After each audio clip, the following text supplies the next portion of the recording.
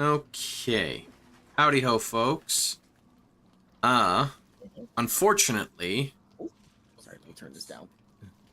Unfortunately, Lace appears to be having a few more technical difficulties. Something didn't patch right with the most recent update. And I guess apparently Lace's computer said, actually, let's do that again. One more time, for good measure. Which, well... Yeah. I mean, thankfully, the way this game works... I mean, we have workarounds, but... I will say, yeah, I've been looking, I was double checking. I still haven't been able to find Wither's Wardrobe of Wayward Friends, at least not in this camp. So I'm presuming that you probably maybe have to be here? I'm guessing. That might be a little difficult. Yeah, considering. So, unfortunately, at least at the moment, we'll have to go without Lace's character for the time being. That's alright. But yeah, I mean, well, as soon as you're able to jump in, we can, you know. Yeah, that's actually why I'm not going live. I want to just I don't want anything to impede it like downloading this patch. So I'm just gonna let it go, and hopefully it'll actually finish. Oh, fair enough. Properly. Although, I want to make an announcement post for let people know about the delay. Oh yeah. Let's see.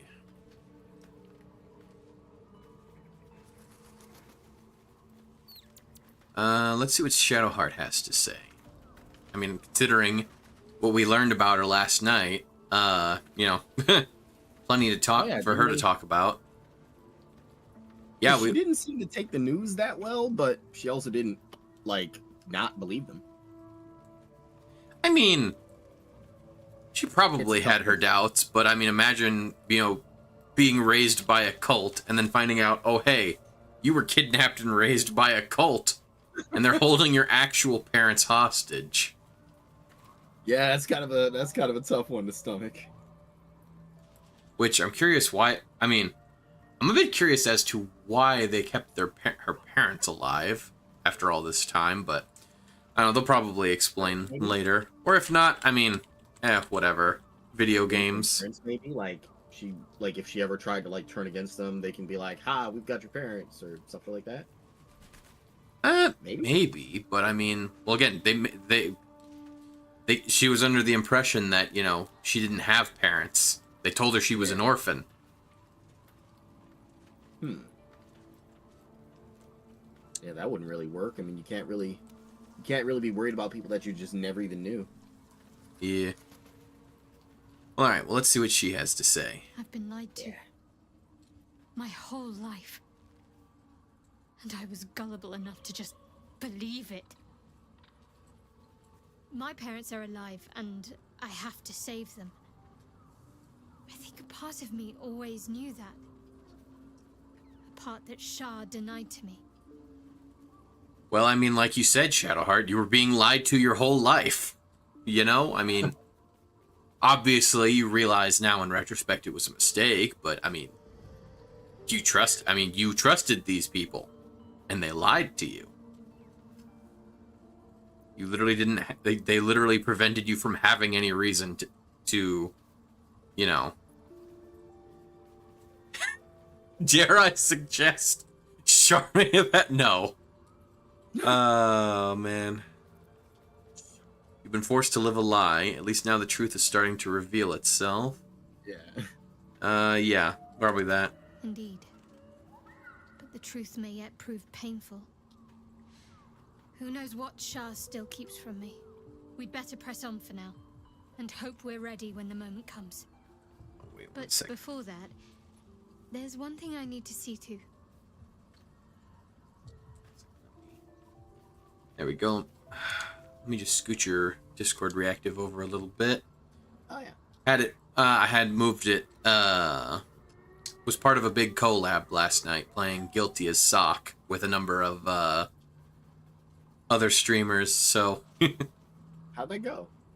Oh, it was very funny. I mean, it was a little slow going at first because we were all kind of getting, you know, into the flow, getting into the flow of things, you know, because from what I can tell, most of the people there had never really played it before, or at least hadn't played an awful lot of it. Oh, okay. I hear you talking about me. Hi, Gloomy. Yes. Chloe, good to see you again. Talking about you and how utterly cute and adorable and amazing you are. Ha ha ha ha, and you can't yell at me to stop because you are just text on a screen. Tee hee hee hee. And you know what? Guess what? I'm also going to give you the Twitch shouter, Maroony. The one where it pops the thing up, so it's even easier for people to follow you.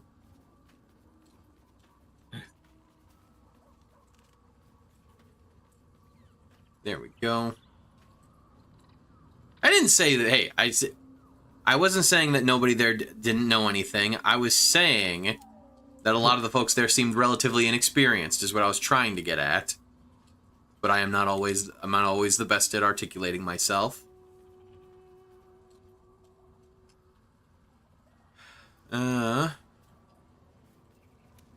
What's that?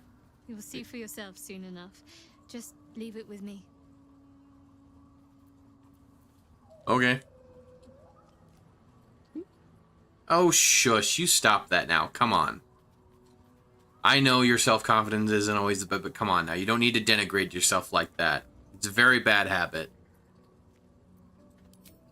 And scientifically, it's the emotional equivalent of slitting your own wrists.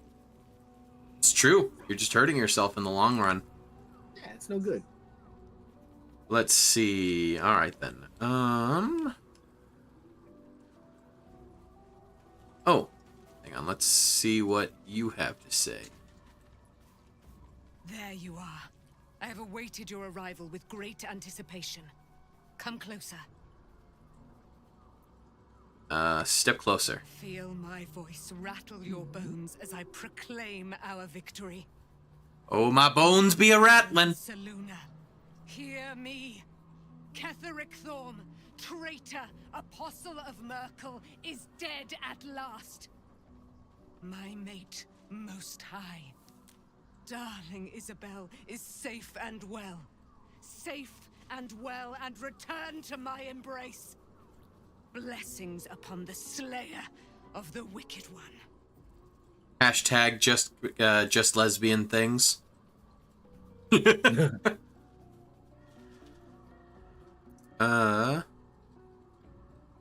have done it without you. We are a powerful party indeed. Literally. Faerun itself trembles at our touch. My darling Isabel says we will stay allied at your side. I am pleased to hear it. How do you intend to spend your newfound freedom? I am free from my bonds, but not my duty. The dead 3 are risen. The dead 2 remain. You must face them. I will help. There's still a great deal about you I don't know. Pray, ask, and I will tell. Are you really Selûne's daughter? Yeah, so interesting thing about... Aelin here is what's referred to as an Aasimar. Basically, basically, they're the angelic equivalent of tieflings. They're people with sort of a bit of divine holiness in their genetics, basically. Huh. Long and short of it. Yeah, so whereas... Well, from what I remember, I think the... So, whereas tieflings came into being, I want to say, I think their origin was that tieflings came about because sometimes when people make deals with devils, as payment, or at least as like as part of the payment, or like as a like hidden in the fine print sort of thing. Sometimes down the line, not even necessarily their immediate children, but sometimes like even like their grandchildren or even further down the line, like you know, basically your kid's born and they're part devil. Yeah. You know, among other things. I want to say I think that's primarily that. Whereas with Asimar, I'll admit they're, particularly in the newest edition, their quote-unquote lore has gotten a little bit sort of vaguer, but generally the idea is that sometimes divine beings, either good or sometimes even, you know, bad divine beings, basically what they might do is sometimes when a new soul is about to be created, I mean, that can be, yes, but typically, actually, most of the time, I believe it's usually just because, you know, souls and stuff exist. Usually, like, so while the soul is being formed, a divine entity might swoosh on in and just be like, you know what? Hey, you're going to be, you're my chosen. You're going to be a representative of me down there. And then, lo and behold, a holy baby is born. Or unholy baby, depending on your perspective. Depending on the divine being. But yeah, I want to say that is also, yeah, another potential way.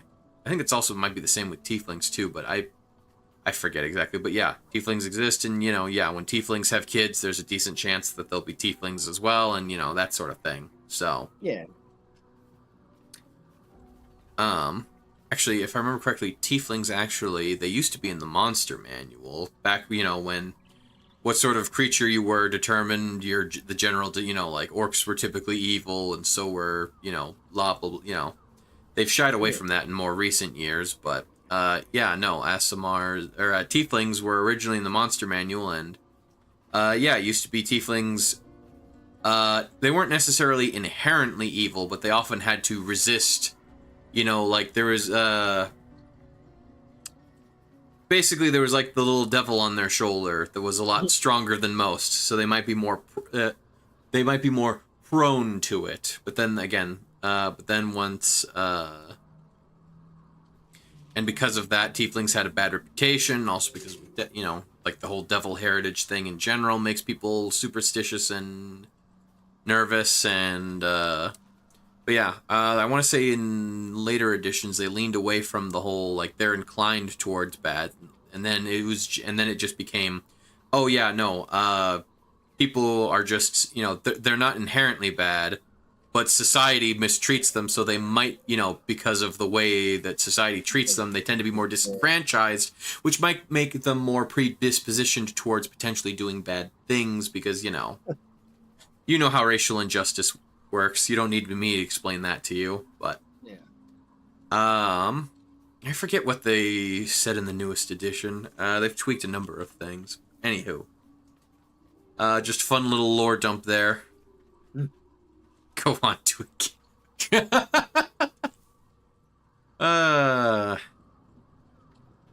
Explain racial prejudice. Well, okay, you see, sometimes people see other kinds of people, and they don't understand them, and because they're different from them, typically be also in their appearance, but also, you know, culturally, there are differences that make, you know, that people don't understand, and when people don't understand things, they get nervous, and then when people get nervous, they get scared, and sometimes when people get scared, they get angry, and when people get angry, they can get hateful. And then that leads to some groups of people mistreating other people because they think that, they are different, therefore they're different, they are bad. You know, our way is right and good. It sounds like a comic I once read. Anger leads to hate, hate leads to suffering, exactly. But yeah, and that's basically, yeah, more or less you know, I mean, heck, we saw it on more or less on full display with the tieflings back at the... Not just with the druids, but literally the reason they literally got kicked out of their home city of Elturel. Yeah. Because, basically because of some crazy conspiracy machinations that ended up happening, the whole city literally got dragged to hell, unbeknownst to practically everyone. Oh, wow. Yeah, and then, but then a bunch of adventurers come and they manage to do something that releases the city, the Hell's grasp on the city, and it goes back up to the material plane before it gets permanently stuck there. And after that, understandably, because Elturel is also known as a holy city. Yeah. So imagine you're a holy city, your whole city gets dragged down to Hell, Oh. where the devil lives. And, and then, oh, thank goodness, you get brought back and you're not, forced to live in hell for the rest of your existence. I mean, not necessarily entirely reasonable, but understandably, if you've got a bunch of devil people living in town, it's understandable at the very least why a lot of folks would have a lot of misgivings towards them. Yeah, I was gonna say I could understand it would make people rather uneasy. Mm-hmm. Art imitates life, as it were. Mm-hmm. But yeah, are you really Selûne's daughter? In a sense, yes. Maybe not necessarily explicitly, like in a literal sense, but there is technically some Selûne's holiness in Aelin. Do I not radiate with my mother's brightness, her glory? There can be no doubt. I am of her silvered flesh, her celestial womb. Would your mother be willing to aid us in the fight against the Dead Three? Why, she already has. She has brought her sword to your side, Dame Aelin. So mighty are her wonders, her great wisdom. Together, we will set this fair land free of tyranny and murder.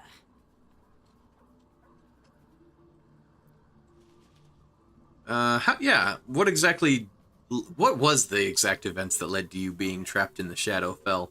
I mean, obviously, friggin' Ketheric put you there back when he was working for Shar, but... Yeah. Wow. Ketheric Thorm, father of my one and only love, enslaver of Dame Aelin. Ketheric Thorm never did trust me. Oh my. Even when he worshipped the Moon Maiden. He was threatened by my love for Isabel, by her love for me. When she died, curse the day, the hour. We each of us mourned bitterly, but Ketheric's pain could be touched by no aid, no boundary. He turned to wretched Shar, the Lady of Loss, for relief, and she whispered into his ear, poisoning his mind. He and his loathsome advisor, Balthazar, lured me into the Shadowfell, claimed they'd found someone in need of my aid. There, they trapped me in their infernal cage. I was killed, murdered, made dead over and over and over by justiciars of every make and kind. I was reborn, for it is my nature, and Ketheric fed upon my immortality all the while. Ooh. But lo, That's kind of grim. the brute is dead, and we live! And you thought your father-in-law was terrible.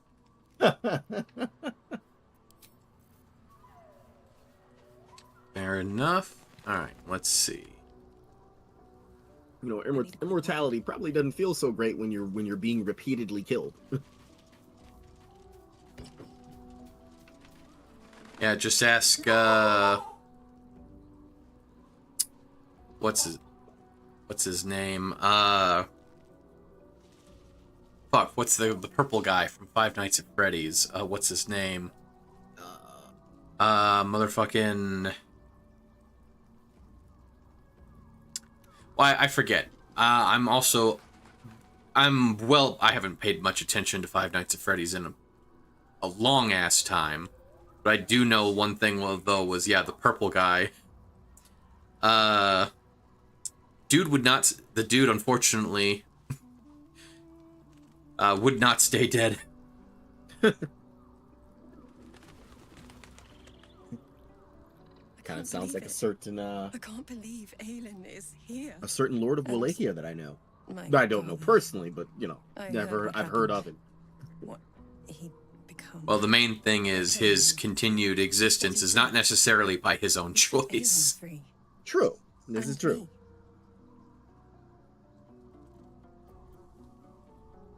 me. What's your perspective on what happened? A great deal.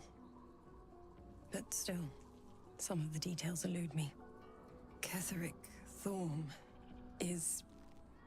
was my father. He raised me to serve Selûne as my mother, rest her soul, had wished.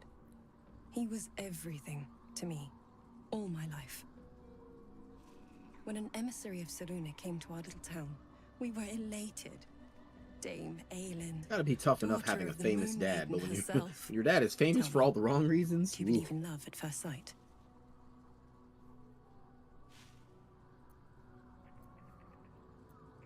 I certainly believe you were starstruck, at least. You sound like my father. But it was more than that. I believe in This attraction was at no first mere sight. Attraction. It was love.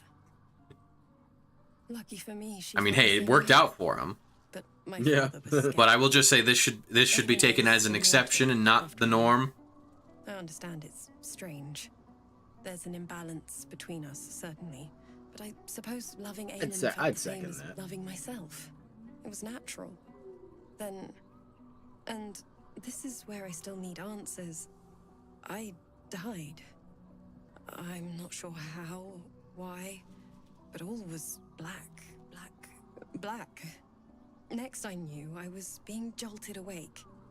I smelled musty air, I saw shadows. And then my father's face. So changed. So hideously warped. Oh, also, another thing, a little bit of lore here. Typically, I mean, obviously your mileage may vary depending on, you know, who's DMing, but traditionally, anyway, there are afterlives in the D&D multiverses. But typically, you know, when you die, if you get resurrected, typically you don't remember anything that happens in the afterlife. Is typically what happens. But like, I mean, like I said, there are places that exist that technically, if you have powerful enough magic, they are places that you can physically go to. So, you know. Oh wow. But yeah. Wait, like even while alive? Yeah, technically. It's not easy. Well, it really depends, because you see, now we're starting to get into Planescape territory, which that's a whole... Planescape is, because the D&D multiverse has multiple planes of existence, and there's one setting that's, well, it's not called Planescape in universe. Planescape is just what it's referred to in D&D, so that you know that's the thing that they're talking about. No, okay, yeah. But there is a place that is considered the center of the D&D multiverse called Sigil. It's spelt like the word sigil, but it's pronounced Sigil. Don't ask me. That's just how it is. I get it. But the thing about Sigil, it's known as the City of Doors. It's basically a Halo ring city that floats around this like spiky peak or something, or like a big column, or I forget exactly, but basically what's interesting about it is in D&D there are portals, gateways that lead to other planes of existence, or sometimes other multiverses, basically. But the thing about them is, well, one, they remain dormant unless they're invisible. Unless, well, one, you need to be able to detect them, which I want to say there are some people who have who are born with an innate ability to detect them, but typically there's also spells that let you find them as well. Yeah. But you need to find where one is, and then you need to have basically what's referred to as a gate key, which could be literally any object. Could be an old shoe. Could be a mirror. It could be an actual key. It could be, it could be just about anything, And you have to present this item at the gate, which will open it up. And when the gate opens, you can go through it, and it will and each gate is each gate is connected to another gate somewhere else, and it only connects to that. Those 2 points are connected. The thing about Sigil is it has a shit ton of them that lead to all sorts of places. Literally a space between worlds. Yeah. Or city between worlds, as it were. The thing that's interesting about Sigil is it is run by this being known as the Lady of Pain. She, I guess you could consider her a goddess. However, do not ever worship her, because she will, at best case scenario, she'll just kill you on the spot. Worst case scenario, she'll send you to her maze dimension where you will be trapped for eternity, wandering around the frickin' labyrinth like in Greek mythology, basically. Ouch. Yeah, there's literally people call it getting mazed. Yeah, she is a person who basically controls Sigil, and we don't know through what means, but she literally is powerful enough that she is physically capable of keeping all other gods out of Sigil. She's literally the only being of that caliber that is able to exist in Sigil. Oh, wow. Yes. And yet she refuses worship. She also refuses any tomfuckery within her city. Makes sense. Yeah, no, she's the type of being where, like, if for whatever reason, if she's walking down the street, you fucking hide. You get out. You get the fuck out of her way and pray she doesn't notice you. Yeah. Because if you so much as even look at her funny, you're fucking gone. But yeah. Right, but while gods themselves can't go there, technically devils, demons, and angels and other such, divine creatures are allowed to. Oh. Yeah, no, literally. Heck, what was it? There's literally like art. I forget from when, but there's literally art of like, you see like an angel and a devil, literally like drinking tea at a freaking cafe or whatever, just having a casual conversation. Because yeah, Sigil's considered it's basically fantasy Switzerland. It's considered neutral ground. Basically, don't start shit, and there won't be shit. Fair enough. But yeah, but yeah, that's one way you could. There is, if you get to really high levels, I want to say, I think like we're talking like 7th, 8th level spells here. There are technically spells like the Gate spell, where you create a temporary portal that lasts for all of like a few seconds that you and your allies can jump through, that will take you to another plane of existence. However, where you end up depends on your overall familiarity with the plane that you're trying to get to, is the thing. So if you had a cleric that could cast Gate, they could technically could send you to heaven. I'm not sure where in heaven you'd necessarily end up if if they've never been there before. And I will just say that if you do get there, unless you've got a good reason to be there, they might not be super thrilled to have you there, because you're not dead yet. That's kind of it's the people that are there typically have been deemed like, yep, okay, you're all good, fam. You can go to this heaven. But yeah. And we're just getting all the lore dumps out of the way here, aren't we?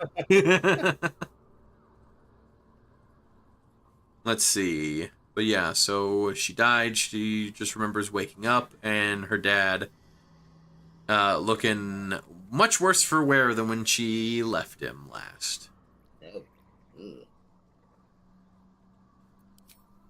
I didn't know that then, but I could see the change in him. He told me we'd be together now.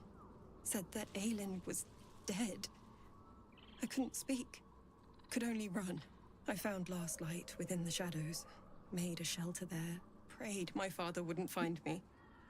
By the time Jaheira came, I'd pieced together just enough to know I'd been dead. Buddy, I can't carry you over here, can I? Okay, so she's only been resurrected for like maybe a few weeks. I couldn't tell her who I was. Oh. I had to protect them. And myself. Okay. No matter what.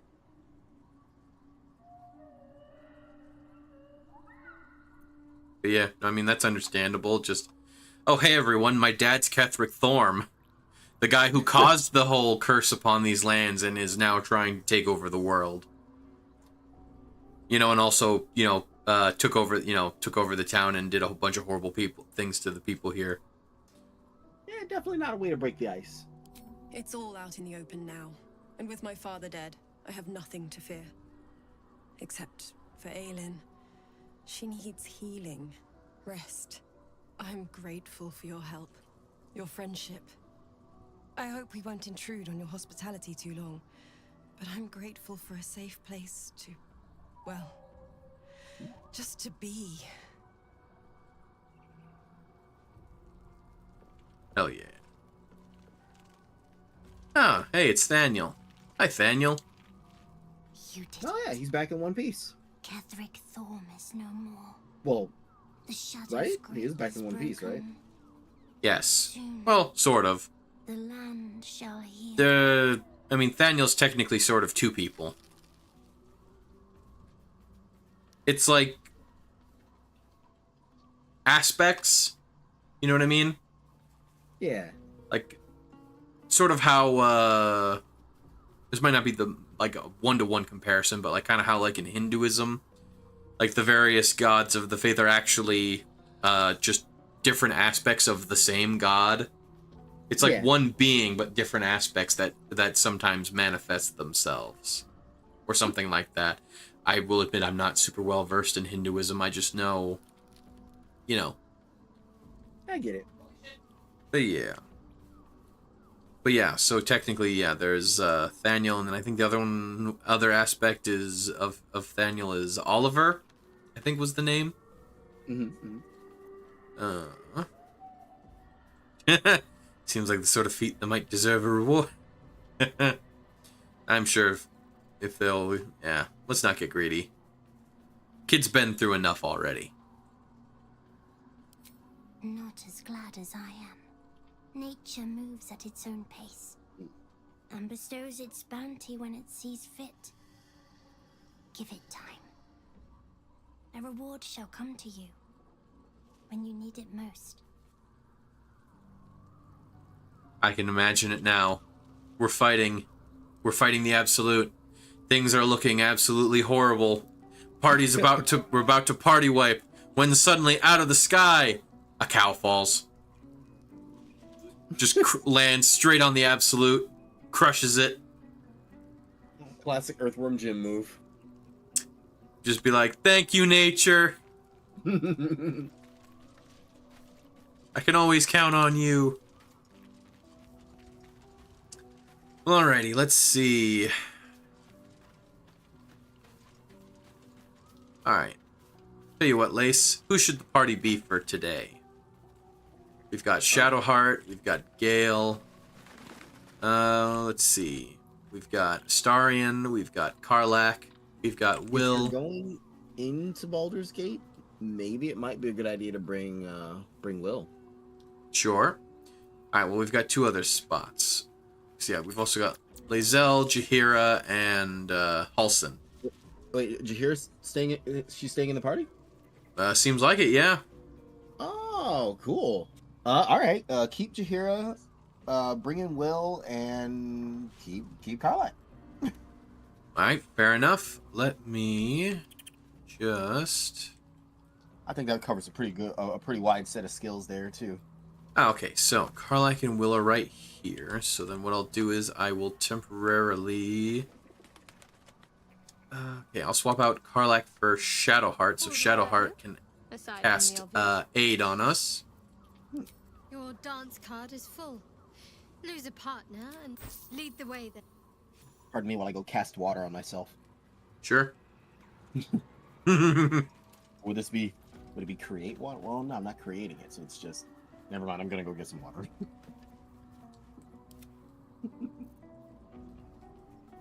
Here we go.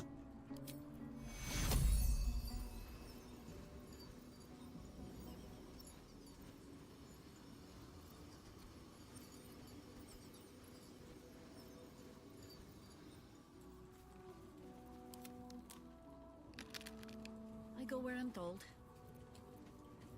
Let's get on with it. All's well that ends not as bad as it could have.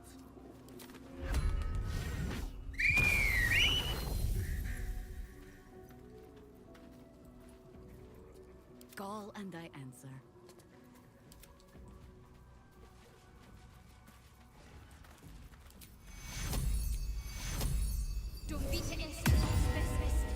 There we go.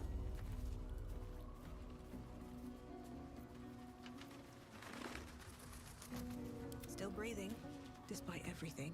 All right. I need a I'll moment just grab to live Gale.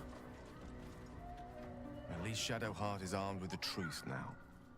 May its keen edge draw forth whatever vengeance she desires.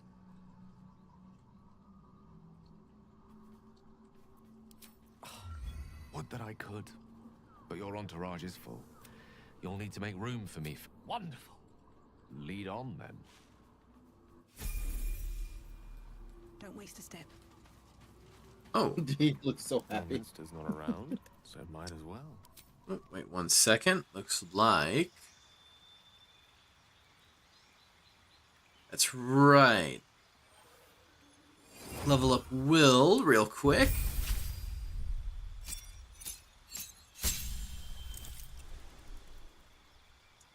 Each time you take a short rest, the intensity of your arcane ward increases by an amount equal to your wizard level.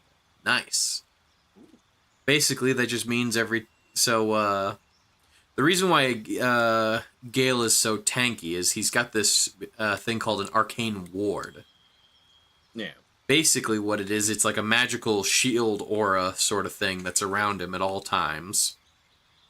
And whenever, and at least the way that it works in the video game is whenever he takes damage, that damage gets reduced by an amount equal to the level of the ward. Yeah. So if the ward is worth, you know, say the ward is worth 5, then he gets hit and he'll take 5 less damage, and then it gets bumped down to 4. Okay. But yeah, the way that it works is I believe, yeah, when he takes a long rest, it sets up to his wizard level, I want to say. And he also gets, it also increases the level of the ward anytime he casts an abjuration spell. Goes up by the amount equal to the spell level. Yeah. So if he casts shield or mage armor, then that gives him 1, and if he casts a higher level thing, then it would, you know, you get the idea. But yeah, now he gets it goes up whenever he goes up whenever we take a short rest. So that's pretty handy dandy. Also, what's rad is they finally added Booming Blade to the game. Also, apparently they've added the spell Bursting Sinew, which lets you blow up a corpse. Wait, bursting what? Bursting Sinew. You know, like Oh, the... sinew. Wow. Yeah, it says explode a corpse, causing it to impale those... You literally just turn a corpse into a frag grenade, basically. That's kind of morbid. Man, reminds me about, like, what you'd hear those stories, like, out in the Middle East during the Afghanistan war. Mm-hmm. You know, like, when they would rig dead bodies with grenades. If you check... Yeah. I think they did that in Vietnam, too, but... Mhm. Alright, let's see here. Oh boy, looks like we've learned a lot of the spells for Gale through scrolls. That's nice. Alright, let's see here. Ooh, okay, Hold Monster. That might be decent. It's like the Hold Person spell, but you can cast it on a non-humanoid creature. Oh. So, for example, if we had that when we were fighting Ketheric Thorm, we could have potentially, but granted, he had really high saving throws, so he probably wouldn't have worked, but it still could have. Might have. I was gonna say, like, it probably wouldn't have worked on him, but if it could, that'd be awesome. Let's Also, see. pardon me, I am helping myself to the free potato chips I was given. Ooh, nice. I ran into the store owner, and he was lifting up a bunch of stuff, and I saw the bag fall, and I caught it, and he was just like, "Hey, you can have it." Like, thanks. Nice. Right place at the right time. All right, I'll go with Hold Monster, and how about Greater Invisibility? Turns them invisible, but they don't break invisibility if they attack. Real handy for combat. Wait, there's a spell like that? Yeah. Well, there's Invisibility, which is a 2nd level spell. Turns you invisible. Normally, in the tabletop version, it lasts for an hour. And yeah, you stay invisible as long as you don't attack anything or cast any spells. Because yeah, doing either of the, basically, if you try to fight or use magic, it breaks it. Hi, Gaelic. Like a once a long rest kind of thing, or hey, Gaelic. No, it's a spell. So literally, you can use it as many times as you have spell slots for. Oh, hell yeah! In the video game, it only lasts for up to a minute, which is a bit unfortunate. But I mean, fair enough. Video game, you know. Yeah. I could see that getting a bit busted if they let you walk around everywhere invisible. Mm-hmm. Yep, doing all right. Lace, unfortunately, had some more technical difficulties, so he unfortunately won't be partaking again. But yeah, somehow the game is patching again. When I went to open it, it said not found. Like the words "not found" literally popped up on screen. What do you mean not found? Well, okay, looks like they tweaked it a little bit here. Because, yeah, normally Greater Invisibility. Because, yeah, that one lasts, it's either like 1 minute or maybe it was 10 minutes. Where it's like invisibility, but you can also attack and do spells. But, oh, hydrate and stretch, Lace. Alright.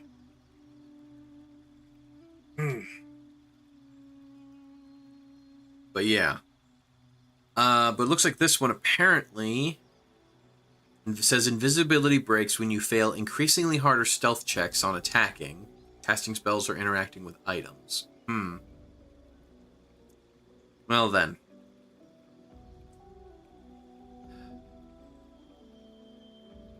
So in other words, it'd be good to cast on a stealthy character like me or Starion, but it sounds like on other folks, it's not. If they're not good at stealth, it's not quite as useful. Yeah.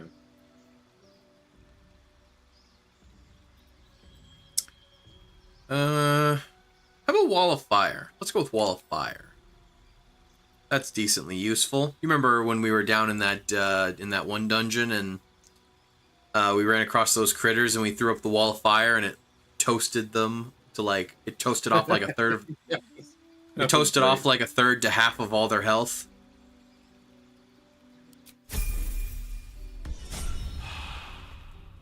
That's my second favorite after what's the one where you make a bunch of thorns? It's hang on. All right. What now? Spike growth. Yeah, that one. That's my second favorite after spike growth. Let's see. Okay, Cloud Kill, Planar Binding. Especially when they have to run through it to try to get to you to attack. I love that. Let's see. Telekinesis. Ooh, Conjure Elemental. Yeah, that was fun. Let's see.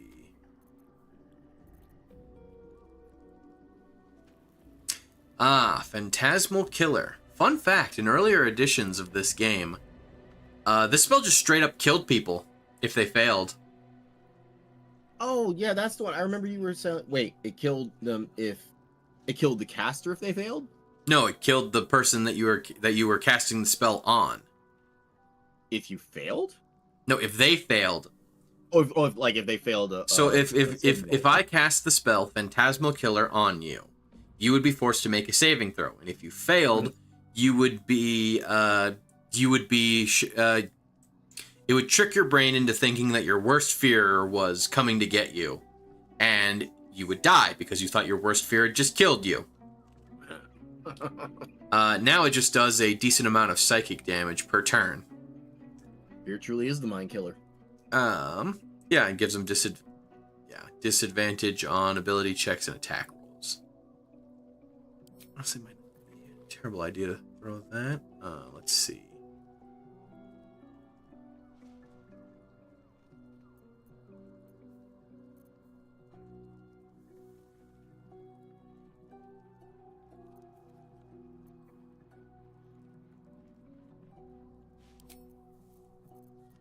Okay, let's see.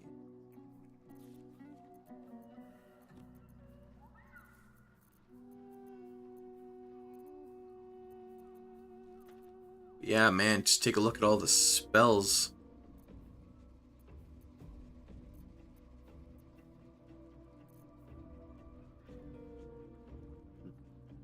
Fireball does good damage to crowds, but whoo boy did they nerf the radius.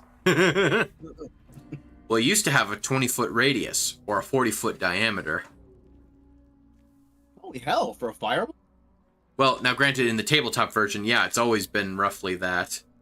It also, well, what's interesting too is it used to also, if you cast it in a relatively confined area, it would expand outward, like down corridors and shit.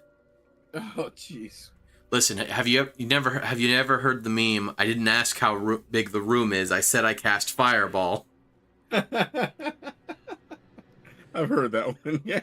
Yeah, no, it is a extraordinarily lethal spell, and well, intentionally so. It's Wizards of the Coast have gone on record to say that, like, yes, fireball is a fairly overpowered spell for being only 3rd level, but they decided to keep it that way because, one, partially because they wanted to keep the meme alive because they thought it was funny. Of course, of course. Wizard casts fireball.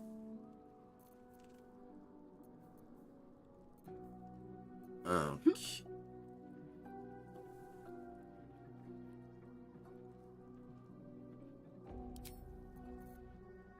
Alright, let's go with that for now. But yeah, I mean, look at that. Hot damn. 3, 4, 5. Got 8 cantrips for our boy here. Damn. Oh, right here. Let me do real quick.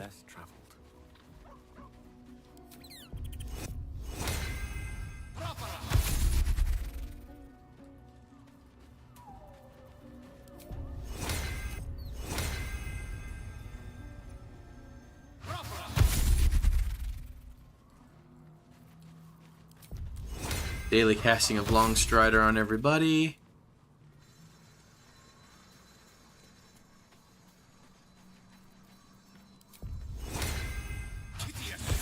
Even the owlbear. Okay, maybe not the owlbear. There we go. Cast it on you too, because why not?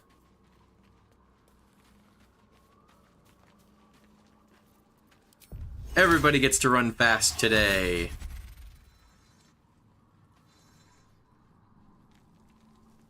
Everyone except Astarion. Look, I'm sorry. I'm playing a sneaky Dex Ranger. I mean, we could bring him, but we'd be doubling up a little bit. Yeah, I was gonna say, like, that's the only reason we really haven't brought him is because we're kind of fulfilling his role. So actually, fun fact, as far as the whole Naruto running thing goes. Now, here's the thing. Technically speaking, holding your arms back like that and like leaning forward and yada yada yada. Technically, that it would reduce wind resistance and make humans run faster, if we could run faster than we currently do. True. This is true. No, like literally yeah, holding your arms back doesn't make you go faster because humans physically can't move fast enough for the wind for the wind resistance difference to actually matter. Like even if you're Usain Bolt, literally fastest man alive. Shadowheart can follow its light, or she can retreat back into dusk. But yeah, literally we'd have to be moving much faster than we naturally do for it to matter. I want to say, I think, because what was it? The thing I was saying, I think with human, I want to say if we were capable of moving like, I think it was like up to, like if we could go at least 30 miles an hour on foot, then it would start to matter because of the amount of wind resistance. Yeah. But yeah, no, the reason why, Sorry, but there's no room for me. There we go. I like how... Yeah, no, the actual reason why ninjas... The ninja run actually is real. Like, the whole holding your arms down and, like, you know... That actually is a real thing that ninjas did. However, it wasn't to go faster. The reason why they did it, actually, was because ninjas oftentimes, as much as... Despite what media often portrays, ninjas actually would often... They were less assassins and more secret... Well, you know...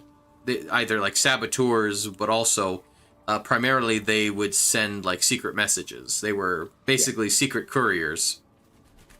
Yeah, yeah. Scouts and couriers than actual assassins. Correct. Not that they didn't kill people, but you know that was something of a. It was more of a rarity than, like I said, the media tends to depict.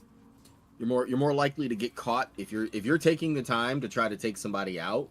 You've either done something really wrong or the situation absolutely calls for it. Either way, it's far more easier to avoid people entirely to get the job done than to try to just be this murderous, unseen person. Yeah. Plus, you know, tends to put people on alert when people start ending up dead out of nowhere. Oh yeah. Let's see. What type of damage should we have Will be resistant to today? Well, what was he resistant to before? Nothing. So the thing is, when you get enough levels in Fiend Warlock, you get the ability that well, they made it per short rest, but I believe in the base game it's actually per long rest. Basically, at the start of the day, you pick a damage type, literally any damage type, and you become resistant to it until you change it to a different type.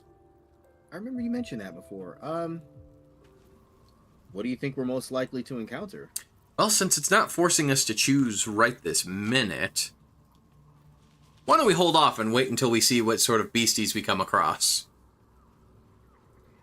Yeah, okay, yeah, that's a better idea. And it doesn't say it costs an action or anything for us to do it, so actually we probably, if this works how I think it does, we can literally just wait till we're in a fight and then decide then. Oh yeah, see, I was gonna ask, like, if you, like, can you do it before entering battle and then... Or, like, if you know you're about to enter a battle, can you do it before you actually go in the battle and then not have to take a turn for it, or? It seems like it, yeah. Cool. Yeah, let's do it that way.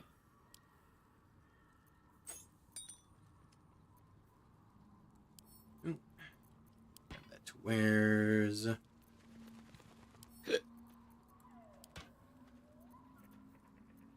This ought to be good.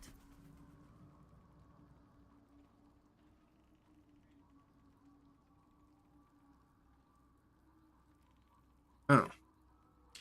When you hit a target with a spell or cantrip that uses a weapon, you gain arcane acuity. What's that again?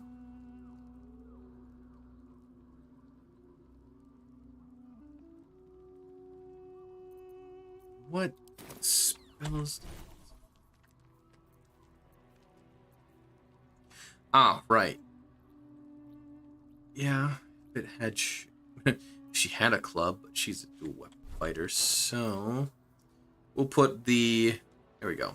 These gloves will make it so that even when she uses her offhand scimitar, she'll add her dex modifier to it. Nice.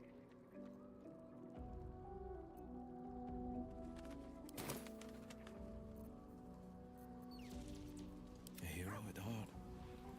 Yeah, I don't think druids can learn Booming Blade, because that would definitely... Booming Blade would be a great spell for her. Would be a great spell if she's got that. Those other gloves, but... Meantime... Wait, she's also a druid?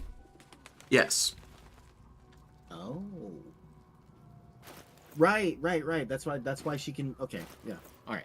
I don't know why I didn't connect the dots on that one. Let's see.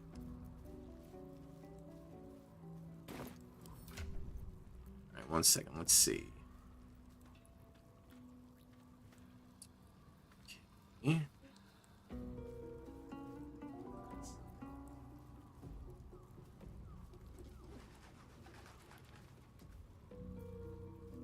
Just going over our equipment real quick.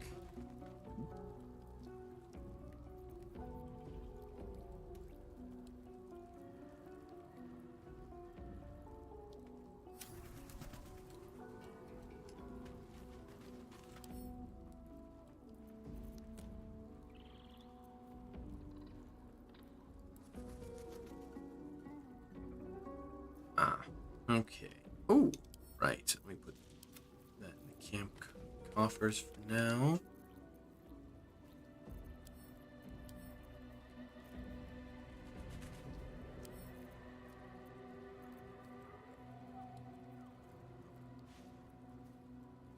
Let's see. Oh man, look at Halson. Hmm? Right here, look. So that's what happens if you use too much Head and Shoulders.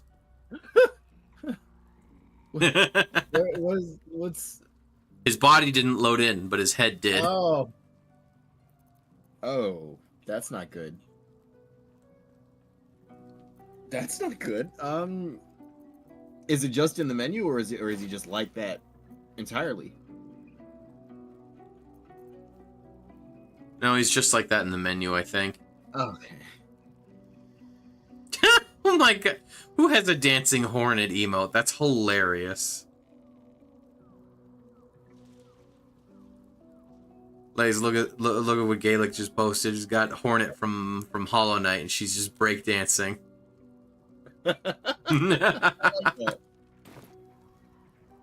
That's hilarious. Hang on. Man, we got a lot of... Let's see.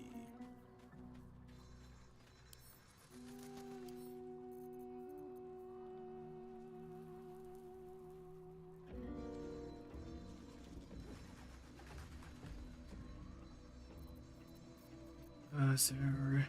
No, okay. Oh, here we go. Saluna's Spear of Night. Saluna's Blessing. You gain advantage on wisdom saving throws and perception checks. That's pretty nice. You get dark vision up to 40 feet if you don't already have it. It's a +3 spear. It also honestly, that might be potentially worth swapping out. That might potentially be worth swapping out for swapping your spear out for, Lace. Yeah. Also lets you cast... Wait, doesn't mine like blind the target when I land a... It potentially blinds the target, yes. Oh. I mean, I will also just say that you know, as we get further along, enemies' saving throws are likely going to get stronger. Yeah, And true. oh, hi JC. Hey, what's up? It's been a while. Thank you for redeeming Banui Girl.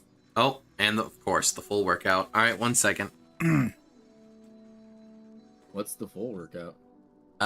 10 push-ups, 10 jumping jacks, and 10 squats.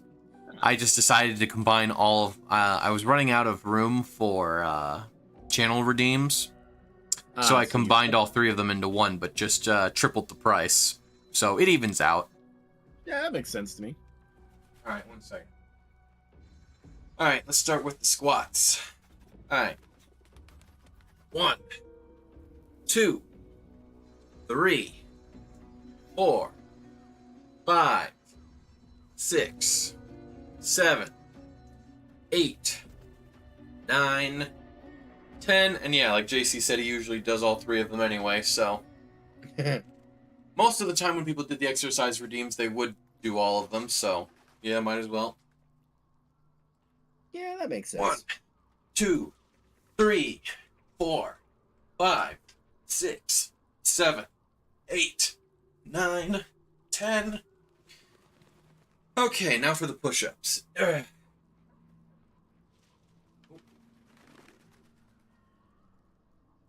1, 2, 3, 4, 5, 6, 7, 8, 9.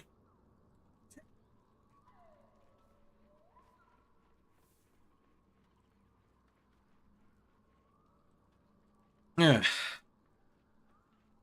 Ooh, let me just grab a swig. Yeah, no problem. Honestly, I think I get more winded because I'm having to count them out loud while I'm trying to do them. Ugh, makes it a little hard to breathe when you're trying to talk and do push-ups at the same time. Yeah. I'm sure you can. I was about to say, I'm sure you can attest from personal experience. Our brother flight's instructor used to use that as like a discipline tool. If he made you do push-ups, he would give you something lengthy to say while doing them, and so that you'd be like extra winded. Yeah, that sounds about right. Ooh. You know what? Let's give that to Jaheira. The only time they didn't do that was when I came back when I came back from dental, and like the whole left side of my face was like so heavily numbed up. I could see him. I could see his reaction when I like he called me over to him, and when I went to give my reporting statement, he kind of reeled back a little bit because I guess he saw just the whole side of my face sagging. So when he made me do push-ups, he didn't make me like say anything because I just barely could speak anyways. Let's see. I think I might have also been drooling, so I couldn't feel it. I didn't know. Ooh, hang on. This might be... Hang on, let me throw that over towards Will for a second. That could be interesting. Gave a bonus to his spell save DC. Let's see.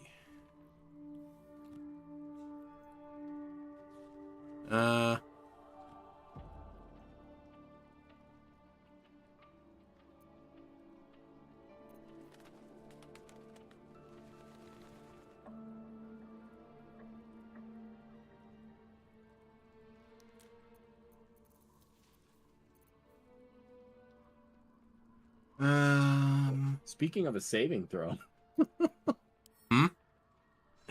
I wish I would have thought of this when it happened. Someone went to throw a drink at one of our cameras last night. Yeah. And like instead of the drink, I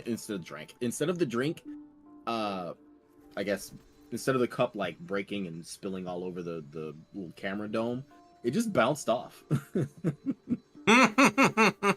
I guess the camera did a successful saving throw and didn't get covered in whatever they tried to throw at it. Nah, they just failed their dex check.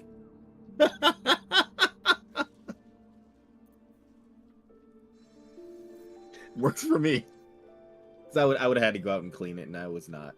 I didn't want to do that because there's usually spiders over there, and I don't want to deal with that either.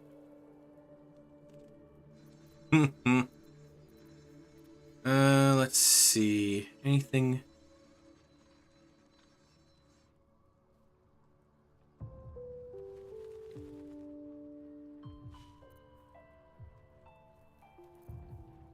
no. Now whenever somebody tries to do something like that, all I'm gonna be able to think is all I'm gonna be able to think about is saving throws.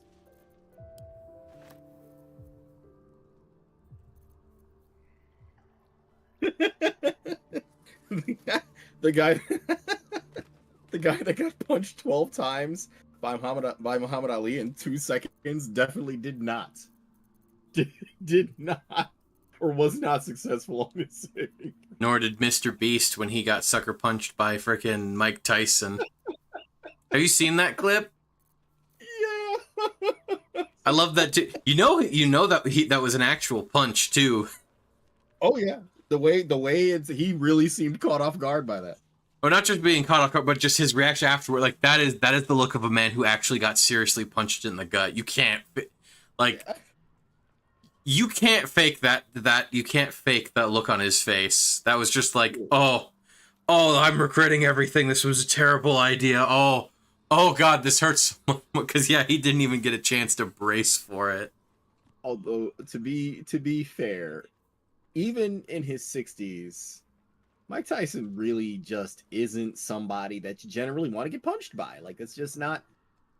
It doesn't matter how physically fit you are. Like when you remember that the man kept a tiger as a pet, so he had something that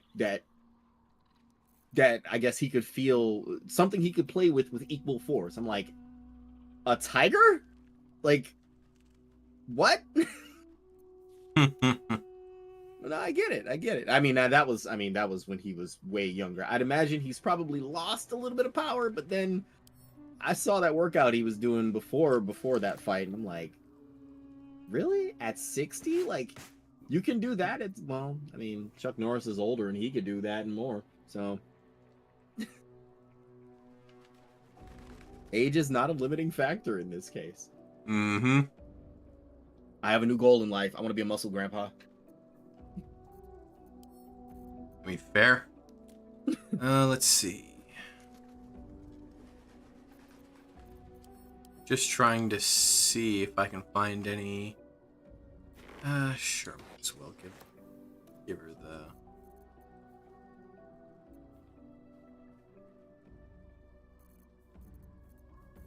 Yeah, we don't have a crazy lot in the way of magic boots.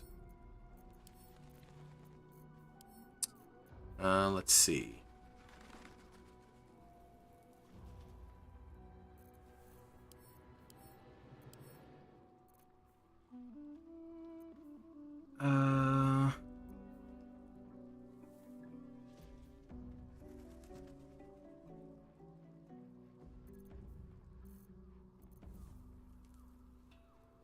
Speaking of the consequences of their actions, Oz begged me for water yesterday. I give him water, and then he flips his bowl. Just, spills all the water on the floor, and then just looks over at me with this, I guess, a look of confusion or whatever. And I'm thinking, like, no, you just don't look at me. You did that. Hmm. You know what's gonna happen when you flipped your water bowl over? But father, the water was not moving. Yeah, they do prefer that it's like flowing water. Yes, because they know that it's cleaner and safer to drink. Yeah. Honestly, what you should do, me and my girlfriend, we got these metal.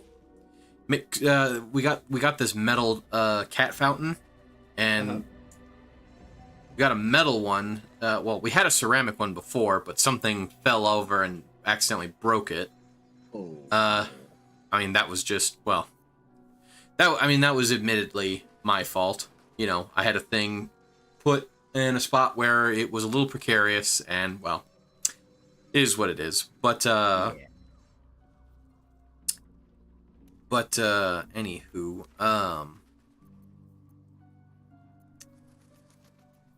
is this like this like one of those ones where the pet can just press down on something and then it'll work like a fountain? Or no, it plugs in to it plugs into an outlet, and you just pour water into it, and it just pumps it out the top and it flows down. The lad, I think, still gets a little iffy about it, but I mean, if he gets thirsty enough, he'll drink it. Yeah. But no, Sweetie seems to like it just fine. The lad still gets a little antsy. He likes to still try to paw at the bowl itself. Because it's metal and full of water, can't tip it over. Yeah, Like I should get something like that. I'm tired of him trying to like either move his bowl around or flip it. Yeah, I Oh. told them what you Road did. ahead. I told them all what you did. They're all pointing at you right now, saying shame, shame. Hmm.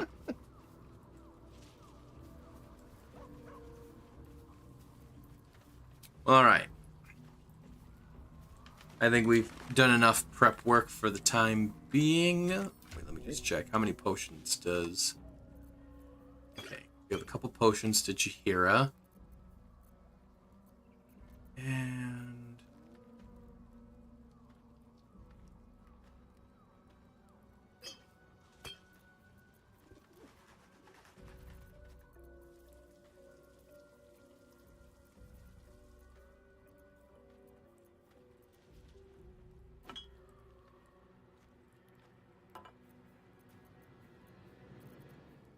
Oh, Gaelic's got to go. No, no problem. It's always a pleasure to see you here. Bye, Gaelic. Oh, also, JC, if you're still listening, be sure to give Tristiana my regards. Oh yeah, tell her we said hi.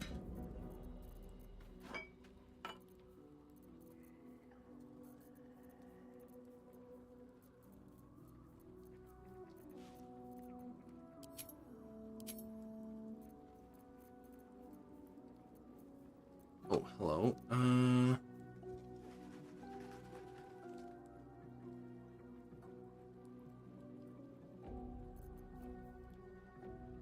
She's listening. I have you streaming in Discord. Oh, fair enough. Oh, yes, good. Gloves of Thievery.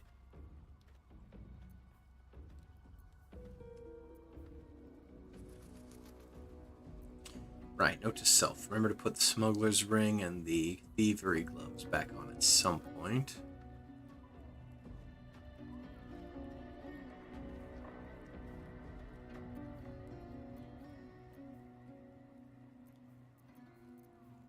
Alright. Back on the road. Since we've been in camp for literally over an hour.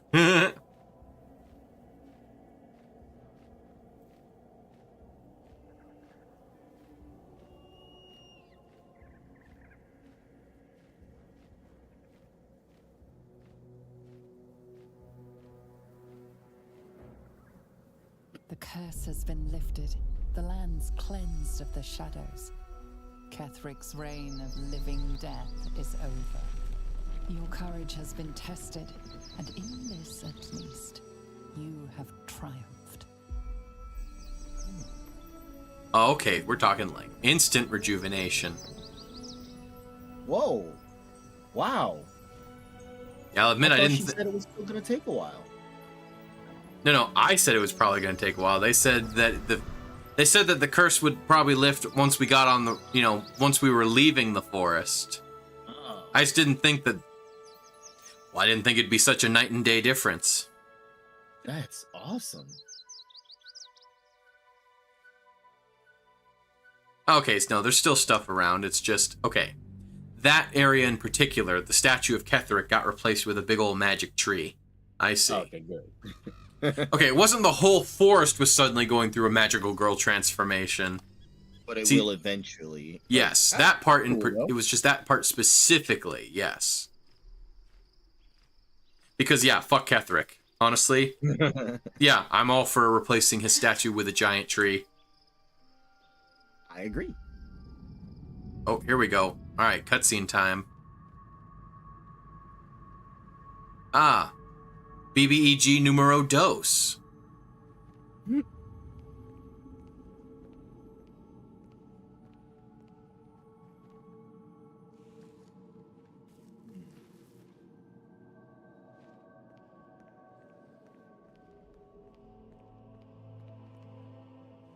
Sergeant, if you are here, I presume Wern's Rock is secure, and preparations for my inauguration are complete. No, Lord Gortash. We were interrupted. Another quake in the lower city. More severe this time. So you came cowering to my chambers? I'm flattered, Sergeant. But even I cannot command natural phenomena to cease. Forgive me, my lord. But there is panic in the streets. The people are afraid. Perhaps the people would be calm if you kept your nerve. I expect better from the Flaming Fist than to run scared from a slight tremor in the earth. Get back to your duties. Duties, duties, duties. Patrolling and saluting and following and bowing and scraping. Yes, sir. No, sir. Rip and cut your throat, sir. Your plan is falling apart, lordling. Give me a reason not to cut you to ribbons. Control yourself, Orin. We need to focus on reuniting the stones. You keep in mind, she's the follower of the murder god. Just the start. Neither of us expected the prison bearers to kill Ketherick. They'll be traveling to the city. Let's make sure we give them a Baldurian welcome. I itch to peel you, to split your skin, to see your skull shine in the light. Little tyrant. Lucky for you, I harvested a whole family of living flesh in Rivington at high sun. They will sate my blade thirst tonight. Oh, but tomorrow, and tomorrow, and tomorrow, and tomorrow, my blades will thirst again.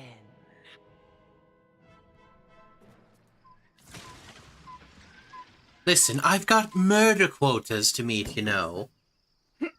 The murder god doesn't just let any follower be his champion. Who's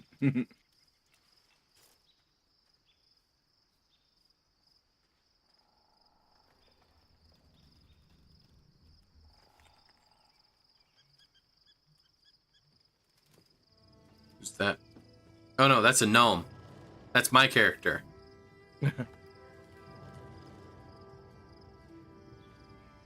Unfortunately, Lace. Oh, how's the download coming?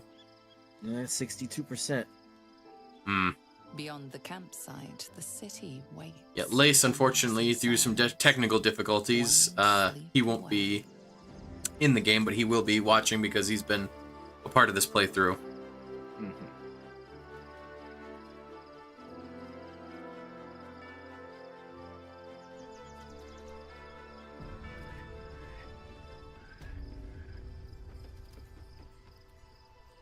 Worms Lookout.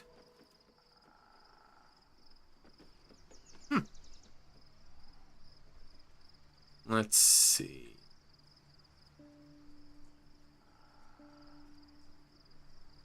So yeah, way off over there, I believe, is like the main city proper.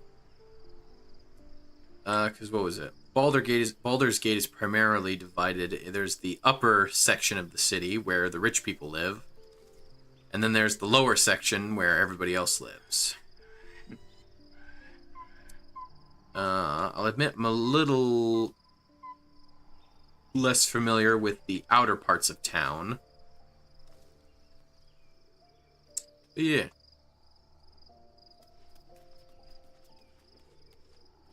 Oh, okay, I see.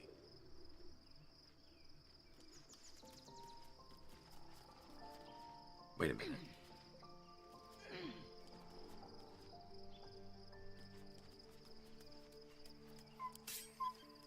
I can break this.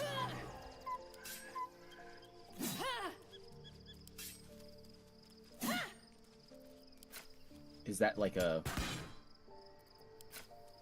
Just says it's a barricade.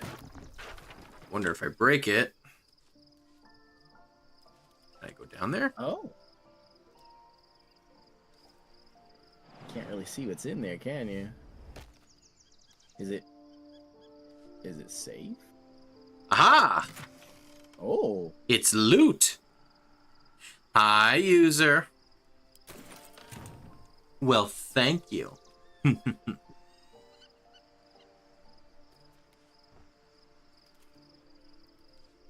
Let's see. Can I go any further down? It's a little hard to... Okay, wait, hang on. There we go.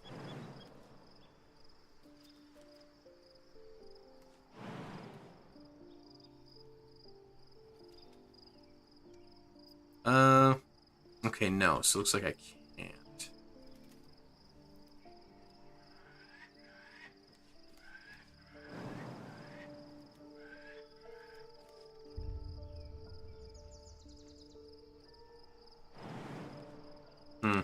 Oh dear.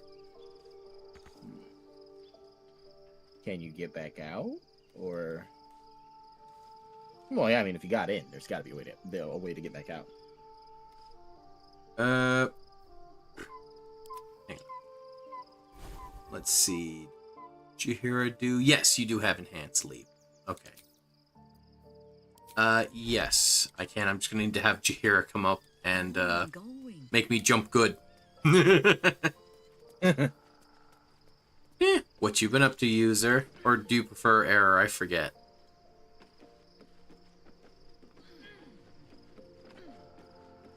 But yeah, I had a feeling that if I broke...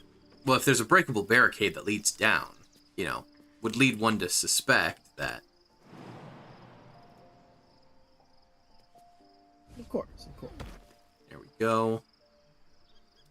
You prefer error. Got it. No, that's fair. Just slipped my mind. Okay, let's see.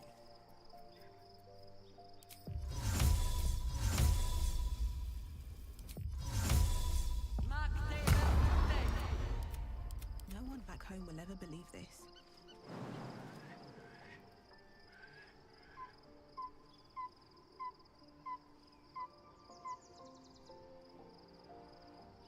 Come on.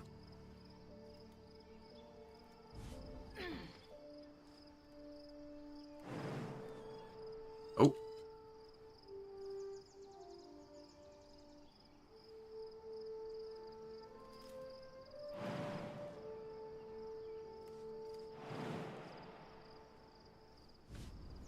There we go. Yeah, nice. Let me guess, you need something. No one stopped me yet. Calls me user, but the...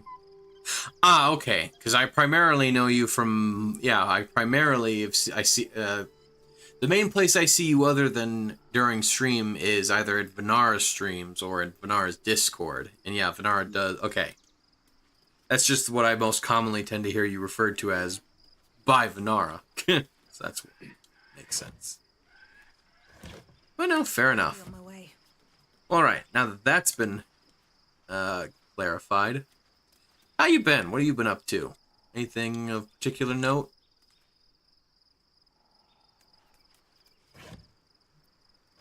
Let's see.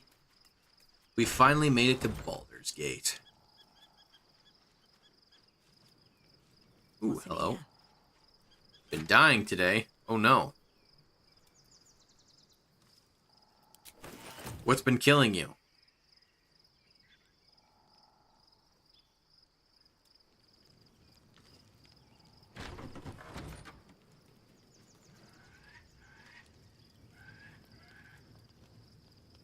Let's see. There's Lae'zel and Will.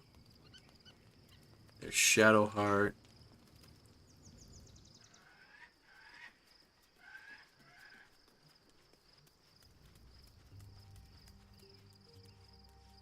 Four miles at 1,500 feet. You did 7. Oh, Jesus. Yeah, no, I mean, that's nearly double. Damn.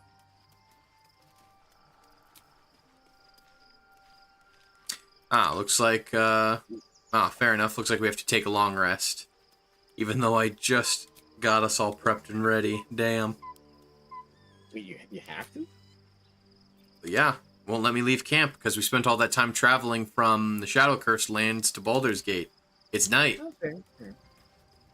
Who wants to talk?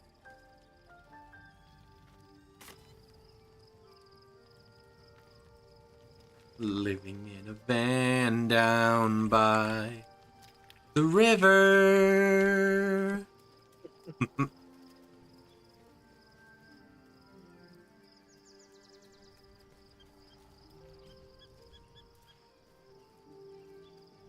There's the magic mirror.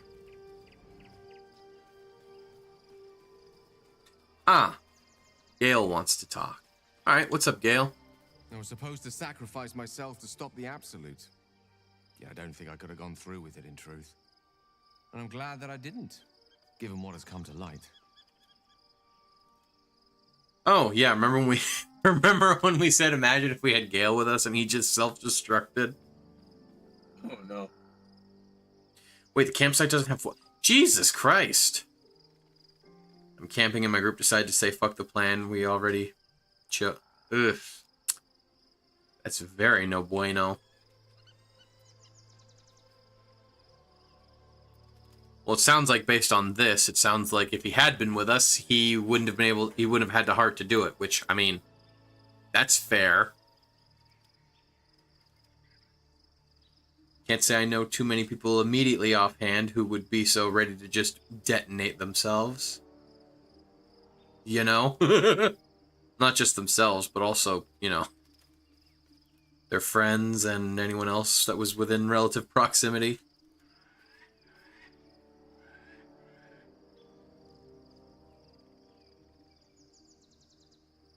Pretty sure. Oh, you. You insatiable flirt, you.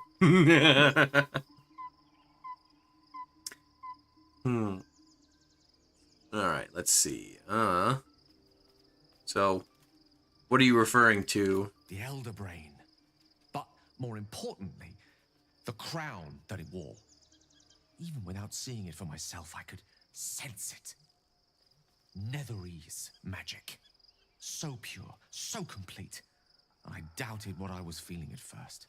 Most Netherese artifacts contain only the faintest amount of their former power. The ghost of an echo of a memory. That crown was different. I can't fathom how such a wonder survived. Surely everything of its ilk was destroyed along with Netheril itself, but no matter. It exists. I must learn more of it. Your laugh sounds well, thank you. I appreciate it. Let's see. Well, yeah. The crown was made with Netherese magic, which, as we know, is very damn potent. I mean, it's literally what's causing Gale to be on the verge of spontaneous combustion. Like I said, he'd literally go off basically like a magical nuke that would take out a city the size of Manhattan. Not to mention whatever the, damage it would cause to everything just, outside the immediate blast radius.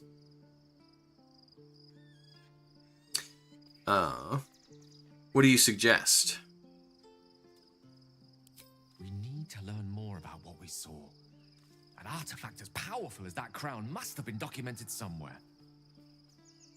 As luck would have it, we'll soon find ourselves near one of the finest book collections this side of Candlekeep. Sorcerer's Sundries.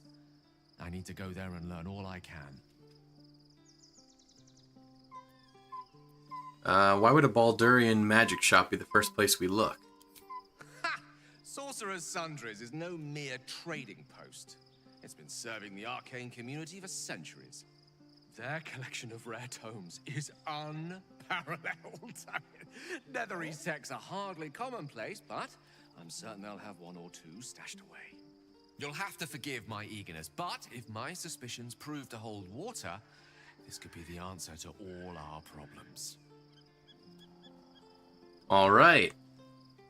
Sounds like the party wizard might have an idea on how we can stop the BBEG's Doomsday device. Hopefully without him having to go boom. Yeah. All right, well, this is good. I kind of like him. I don't want him to explode now. Ah.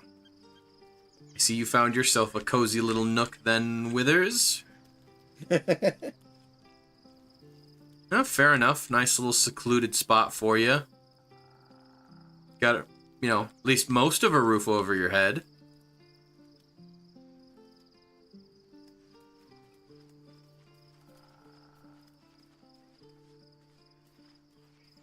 Anything up here?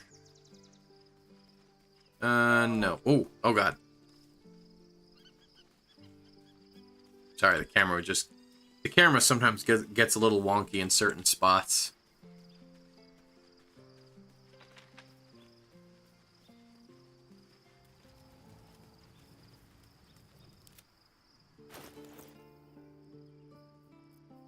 Hey, good looking.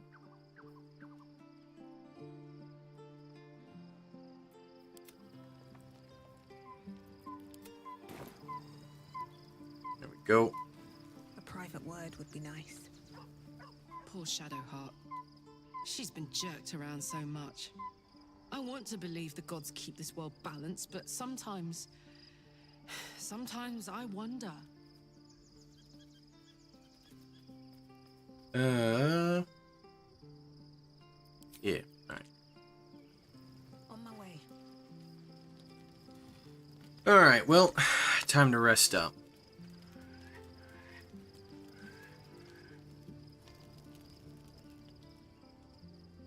The events of the last days weigh heavily upon you.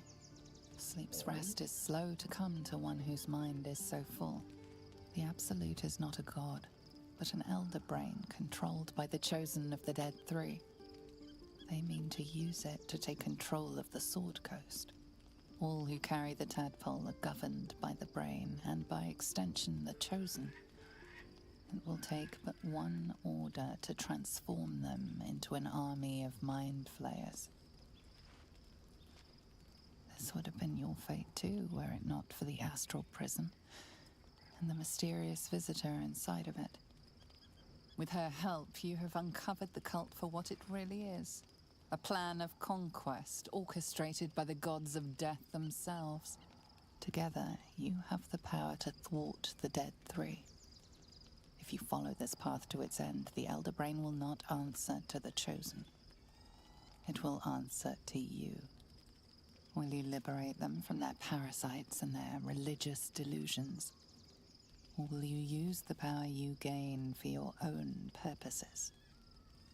World domination!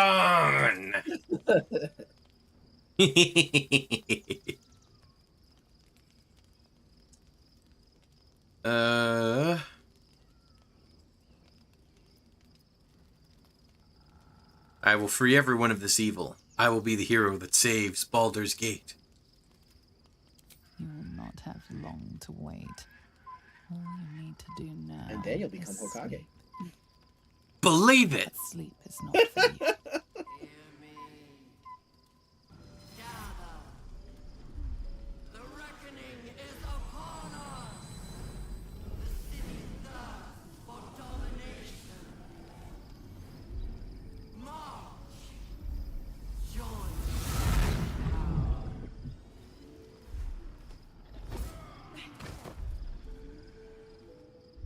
Oh, it's the Githzerai. We're under it. Fight your way to the portal. I need your help. Who? Wait. Oh, because the Absolute is trying to take control of us. Oh. Even the Prism is having trouble because of how close we are to it. Under their noses.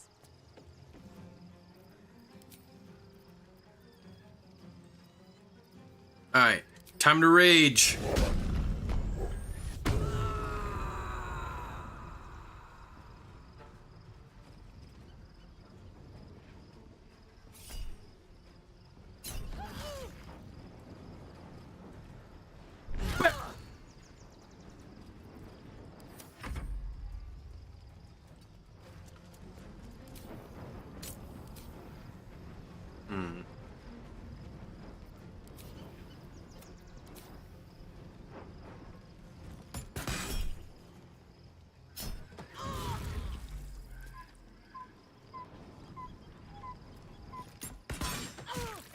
Or oh, they must have deflect missiles or something. I think that one guy is a monk. I think they're all monks. Okay.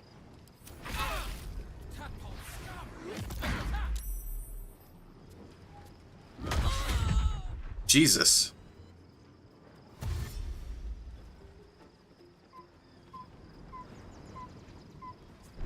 Bap.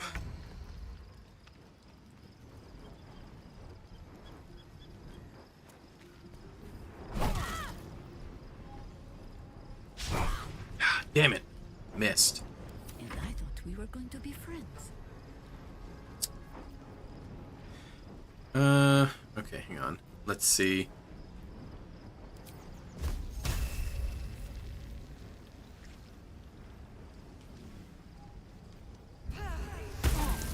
There we go. Do some real big dick damage.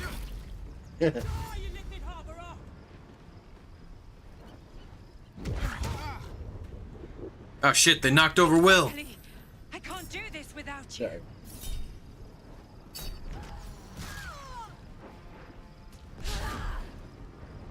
You bitch. Time to push my luck again.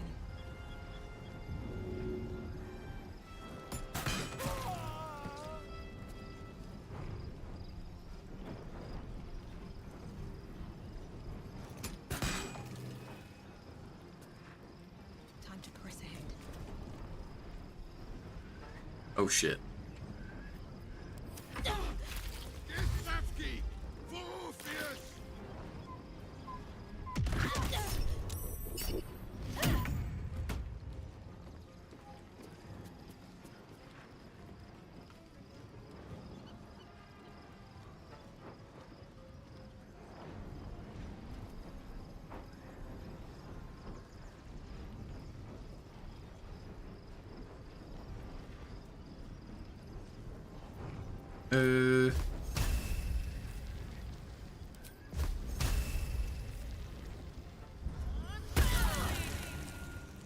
Forward.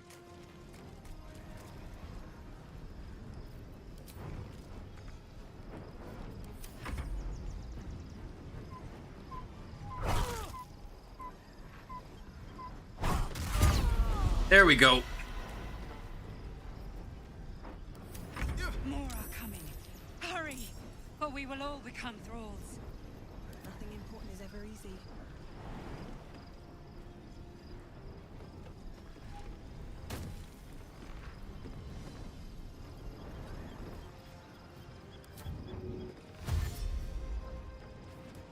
There we go. Into the portal.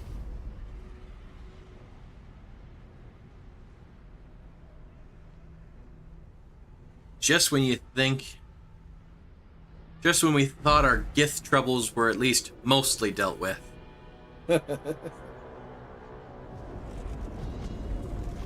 Oh.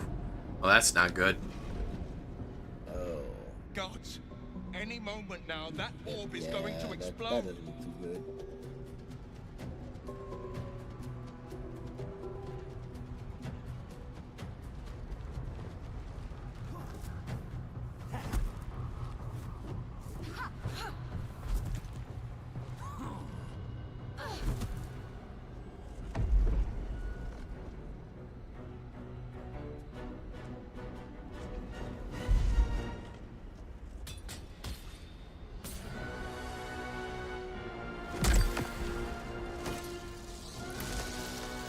Uh-oh.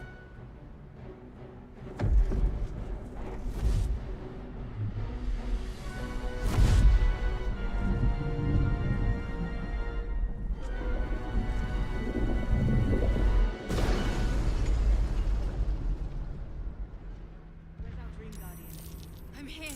Help me. I'm under attack. Uh-oh. Huh.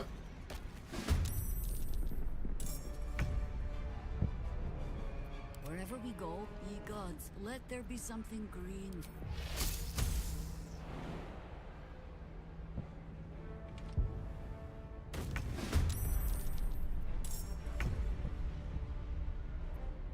Here we go.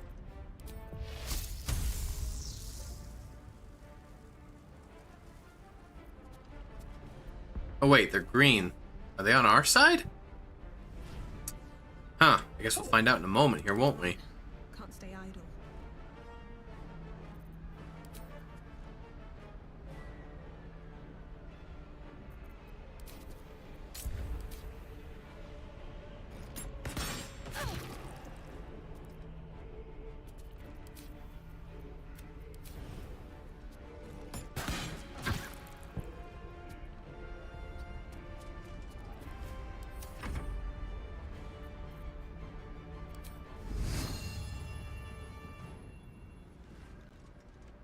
Get thorn whipped!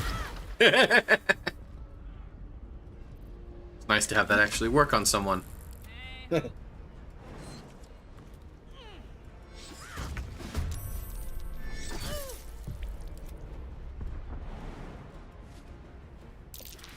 Oh dear.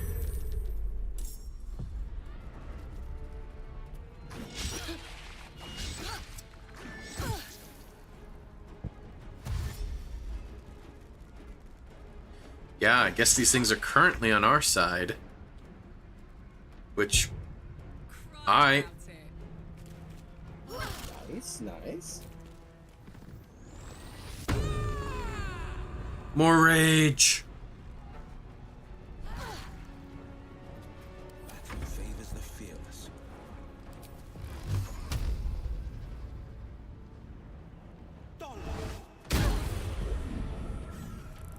There we go.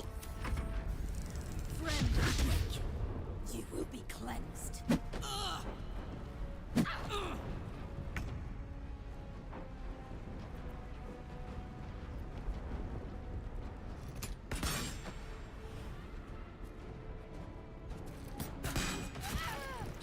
There we go.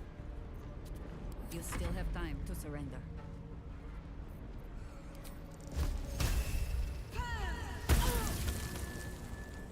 Oh, hello, lad. I'm joined by the lad. Oh, no, and he's leaving.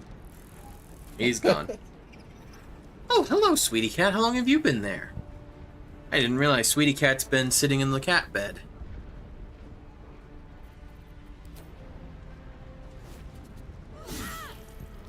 There we go. That's some good damage. Stop casting Fireball. It's not over. Come to the skull. Alright, well. Oh, wait a second. Hurry. I can't hold them back alone. Yep. Yep, I'm coming. Just, don't mind me. No, those are not brain harvesting noises you're hearing. That's just the wind. Look, I'm sorry. I'm stress eating spaghetti right now. Stress eating spaghetti. That's great. Listen, we all have our coping mechanisms, okay? I need you now. It's not over. Come to the skull.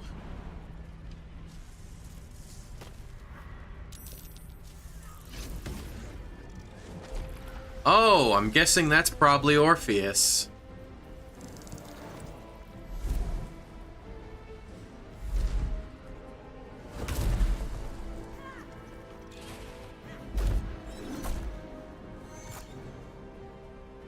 Oh, I think that might be an ultralithid.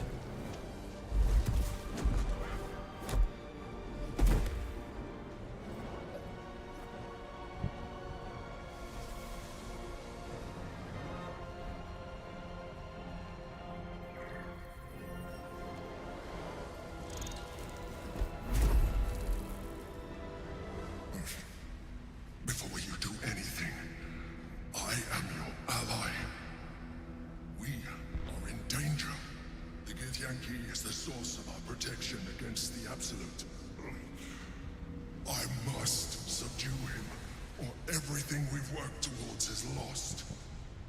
Don't let my form deceive you. I am the one that's been protecting you.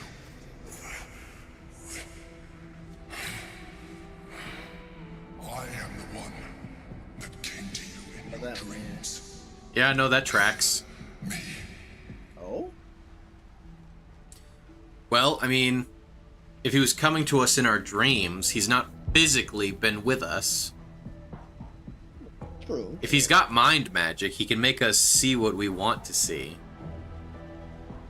It's also probably the reason why we were able to customize our dream visitors at the start, because, you know, they were, it was quite oh, that's actually that makes real sense why they would have you pick what they look like, because because the Mind Flayer is projecting into our minds a form that we would find most appealing. Because we're the ones who picked it. That's hilarious. And honestly, very well thought out. Prove to me that you are who you say. You saved a child from a viper, back in the Druid's Grove. You saved the Asima Night Soul from her soul cage.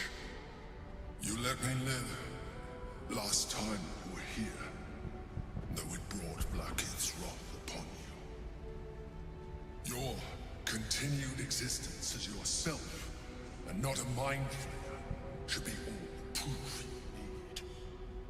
Now, help me. Alright, how do I help? The God. Destroy the God. They prevent me from subduing their master. Do it now. Together, we can turn the tide.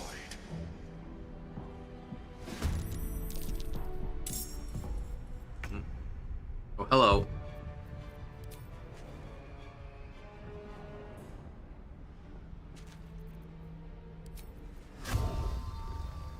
Oh, Jesus. Okay, then. Where is... Oh, God, everyone else is way back there.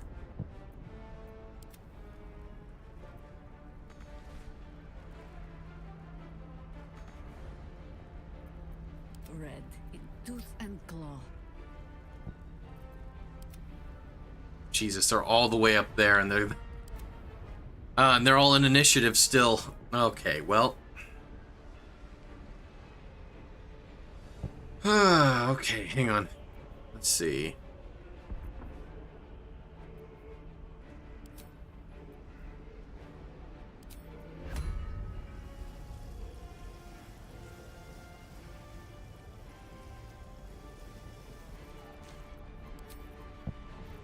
Wojtek, I summon thee!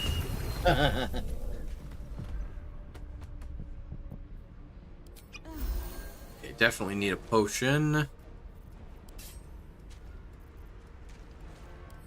Alright.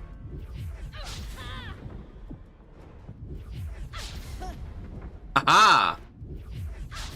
I'm astonishingly hard to hit for a ranged combatant. Tee-hee-hee.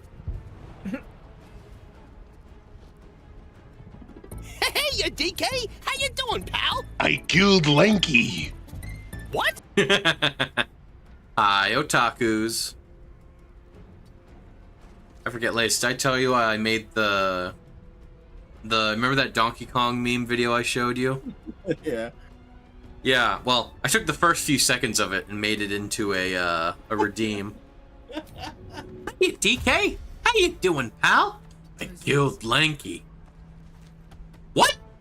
It just cuts off right there.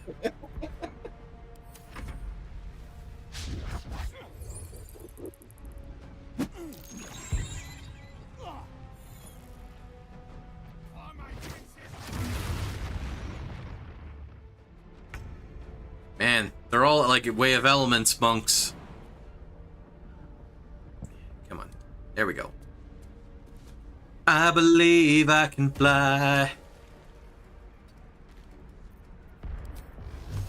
Oh, come on. Just outside of range. That's some horse shit.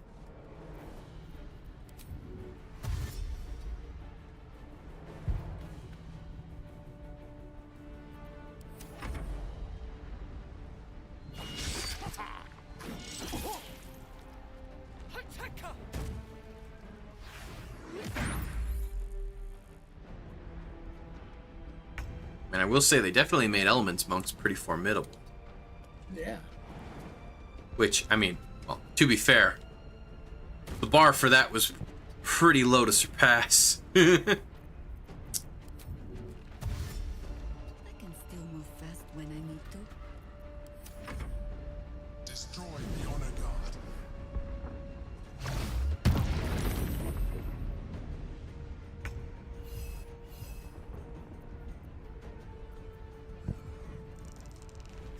Let's see. Ah, okay. I know what to do. Wait, no.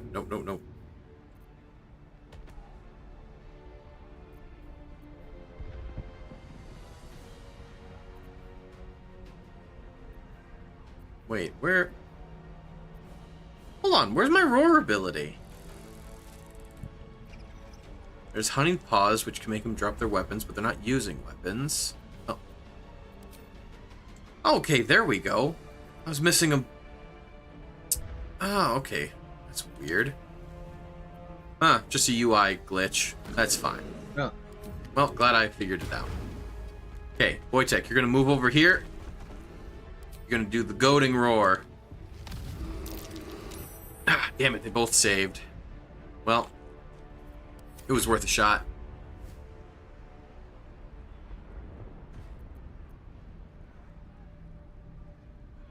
Alright, well, let's see.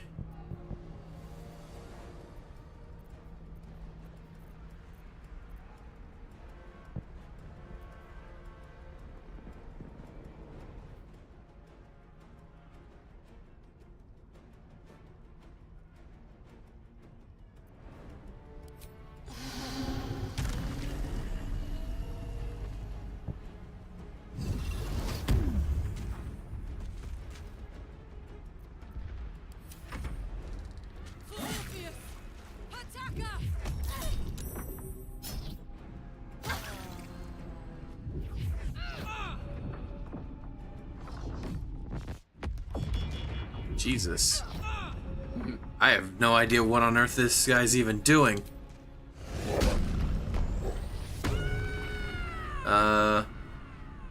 Key resonant makes it explode. Alright, well, time to start smacking. Yeah!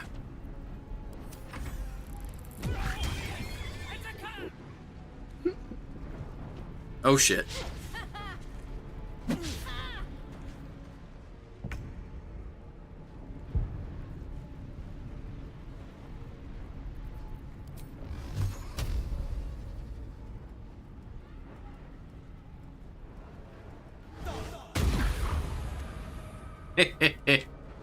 Get fucking yoinked.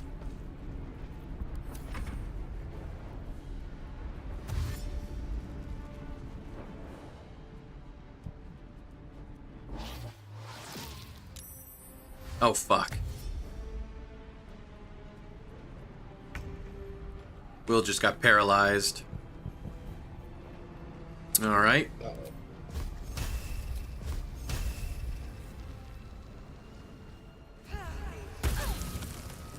Ha! 38 damage.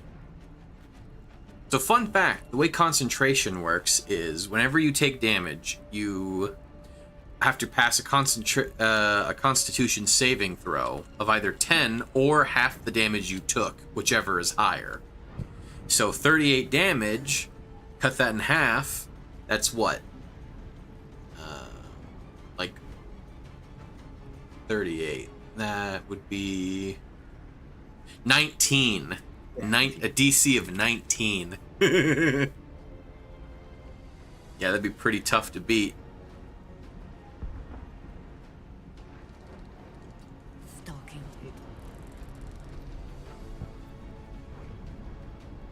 Okay,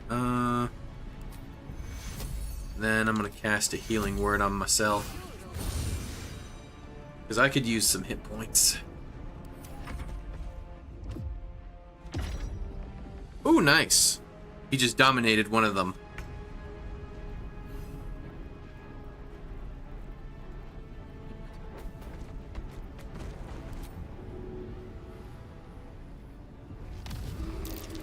Oh, there we go. I got one of them. Alright, I will eat the attack of opportunity. There we go.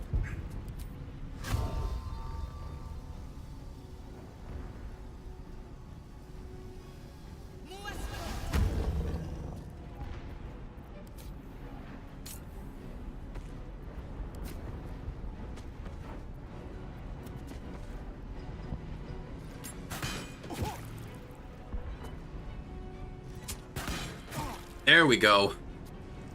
Nice, nice. Good damage.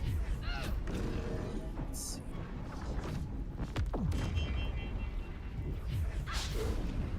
Pardon me for just a moment, nature calls. I will be right back. Oh, yeah, we're at the 2-hour mark anyway. Once, you know what? Tell you what, why don't we take our usual break around now anyway? Yeah. Alright. We'll take a little snack break, everybody. We'll be back in just a little bit here to resume the fight. You should take a snack and/or bathroom break yourself. Yes. If you haven't. We highly encourage it. It's very healthy and good for you to do these things on the regular. Alright. BRB? Yep.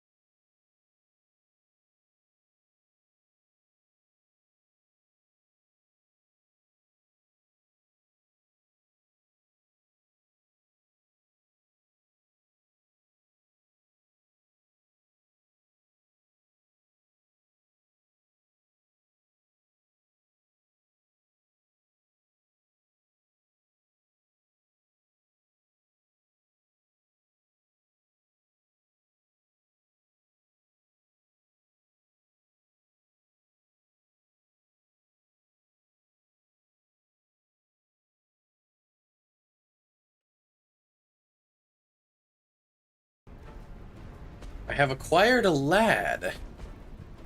He is in one of my arms over my shoulder, so I'm gonna have to try and play one hand. What? I'm holding you. Is this not what you wanted, lad? Did the boy not wish to be held because he wished to be comforted? Yeah. What? You want off? You want down? What is it? What do you want? Once again, the lad says, I must... Oh, he's okay. He's rolling on me. He's rolling on me with his mighty weight. My head is tilting to the side because he's literally rolling into me. Lamau. There we go. Oh. Alright, you hopping off, boy? Do you feel sufficiently held? Ugh. Okay. Lace hasn't come back yet, but it's been a second. I figured it was long enough of a wait where he'd be fine if I continued.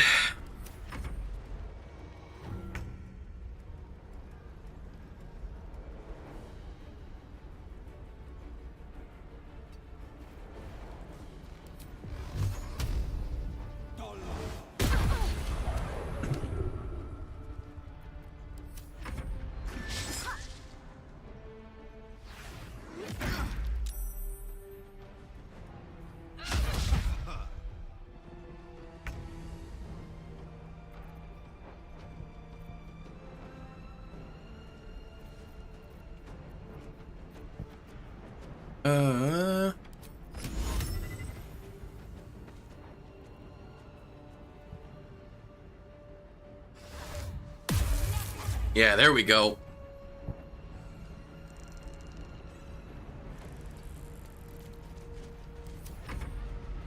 Must regain control of the Githyanki prince.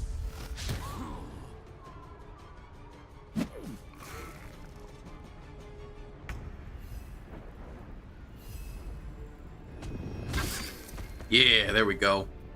Get him, Wojtek.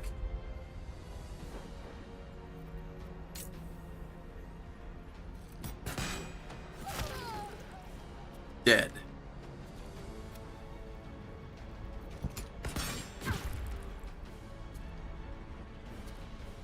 Don't waste a step.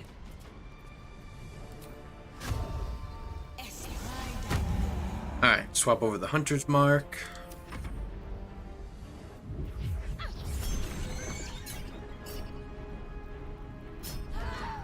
Yeah, there we go.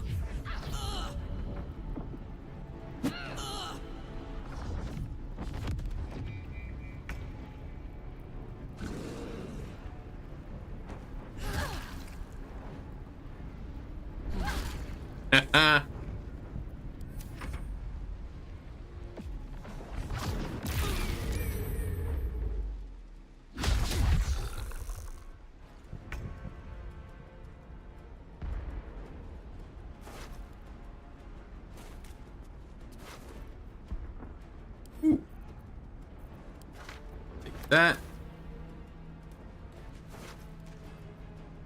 purple worm toxin.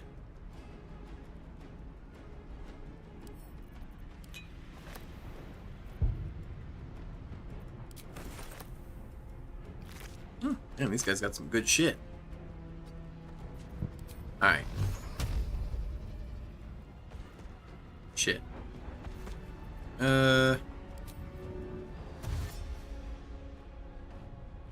That's fine. No better moment.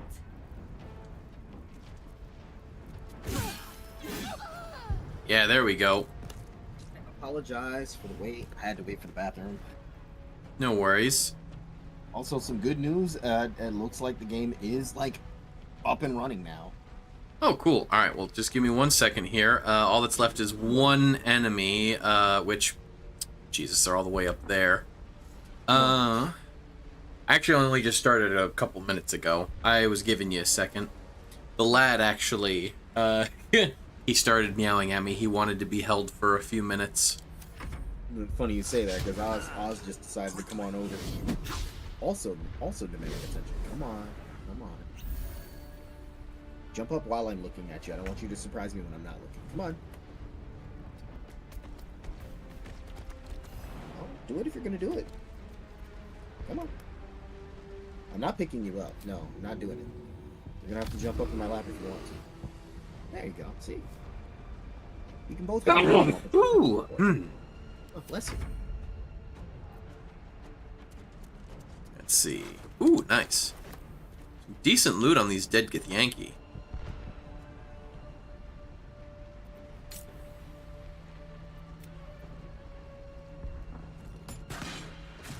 Oh, wait, I should switch my hunter's mark. 1 second. 3 extra damage. Bitch. How dare you?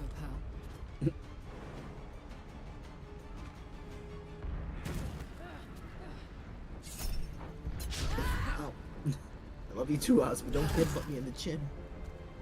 But father, how else will I tell you to pet me if I don't headbutt you? This is true. Yeah, he's not as funny as Shorttail outside. She'll run up in front of me like she wants to be pet, but as I reach out to pet her, she constantly like maintains distance. It's like you can't like. Do you want me to pet you or not? Because I can't do it if you keep moving away from me. It's like pet me, but stay over there, and also don't touch me. But pet. Like that one comic where the guy's playing fetch with the dog, and the dog's like, throw! And they throw the ball. Dog brings it back. Throw! They try to take it. He goes, no take. Only throw. I've always wondered why dogs do that. Like, I can't throw it again if you don't let it go. Oh, alright. I'm guessing this must be Orpheus. Considering how the Githzerai are trying really hard to get him out, and the Githyanki really want the thing too. I am a mind flayer. Oh, that doesn't look good. Without me, you would be a slave to the absolute. And so we should swoon and offer a kiss, abomination?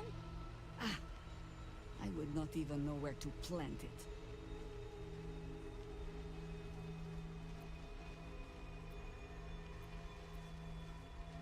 I always suspected you were a mind flayer. I suppose it was considerate of you not to bring it up before. And I ask that you do not judge me for it now.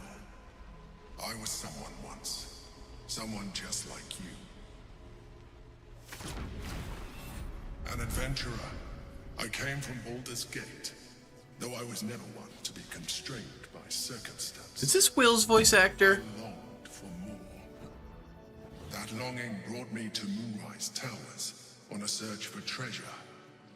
To a colony of mind flayers who caught me, changed me into what I am now. That's what Moonrise Tower looked like back before the Shadow Curse. For years, I served the Elder Brain, the one you know as the Absolute. I was a thrall like any other, but I was fortunate. I broke free and started a new life in my own city. I sustained myself on criminals. Unglamorous, but there are plenty of them. Rarely missed. I mean, a giant brain is weird enough, but a giant pulsating brain? I had the good fortune to meet Duke Stelmane. We Oh, formed ooh, a partnership, and through her, I became the governing force behind the Knights of the Shield, the largest mercantile operation in Baldur's Gate. People referred to me as the Emperor. Such was my influence, though of course they had no idea what I really was. My needs were sated. I was happy for a while, until my true nature was discovered by the tyrant himself, Lord Gortash. He tore me from my home and brought me back to the Brain, where I became a slave once again. A slave he continued to call the Emperor. The name was intended as a slight, to remind me of the heights from which I fell. But I have grown fond of it. It encapsulates well who I've become.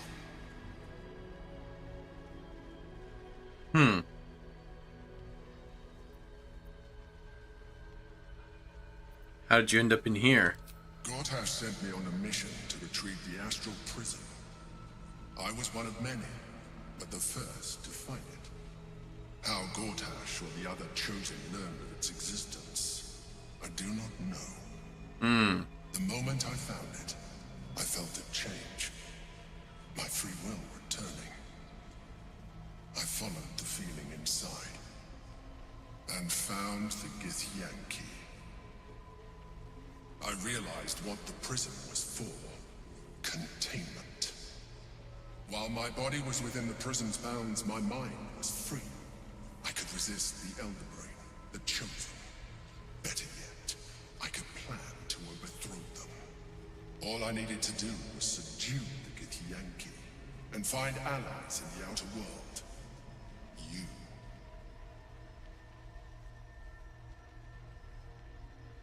You gonna tell me what this battle was about? We fought to tame Prince Orpheus, the son of Gith Called it. herself. His power has been the source of your continued protection against the voice of the absolute. Yeah, you were right. The power to disrupt hive mind communication. It is the same power that enabled Orpheus's mother to bring about the fall of the Illithid Empire. You're not gonna fall. You are perfectly secure where you are. Just relax. No claws, alright? When Orpheus's mother left, not gonna fall. a usurper took her place. Blackith declared herself queen of the Githyanki. Blackith wanted his power, but Orpheus rose against her, and so she sealed him and his honor guard within this prison. Bound by infernal chains, Orpheus could never leave. Bound by duty, his guard never would. They were close to breaking my hold on that prince. And if they had succeeded, we would be lost. I am relieved. You have embraced your potential enough that you could help me eliminate them. Alone, Orpheus will be much easier to control.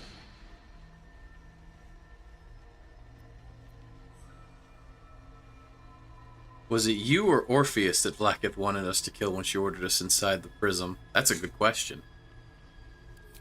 Most certainly Orpheus. He is a threat to her reign. Some Githyanki still revere him in defiance of their teachings. Blackith was safe as long as they believed him to be dead. But as you can see, he is very much alive. You want total obedience. She kept him this way because she was reluctant to eradicate such power. Power that she might one day wish to take from him. If the Githyanki ever find out what she has done, there will be civil war. Blackith will be finished.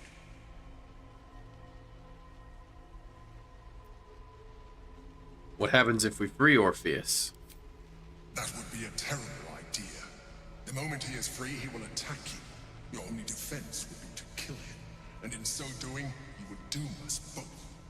Even though he is subdued, you feel Orpheus's revulsion. Okay, I don't like the sound of that. Hatred that cannot be contained. The Emperor is telling the truth. To him, you are just another wretched illithid. You carry a tadpole. As far as Orpheus is concerned, you are already a illithid. A sworn enemy, just like me. The more I talk to you, the less you seem like a mind flayer. I appreciate that. But this is what I am. My original body was destroyed when I transformed. When I first escaped the Elder Brain, I searched for a new vessel. But the longer I inhabited this one, the more it grew on me. I realized that returning to my former self would only impose limitations. Any advantage I could gain by restoring my original appearance, I already had to hand in the form of magic, and that humanoid shape you've come to know. As an illithid, I have far surpassed who I ever was before. You, too, should embrace this change. Ah, okay. So he's not crazy like the other mind flayers, but he does think that we should become mind flayers. But he's okay.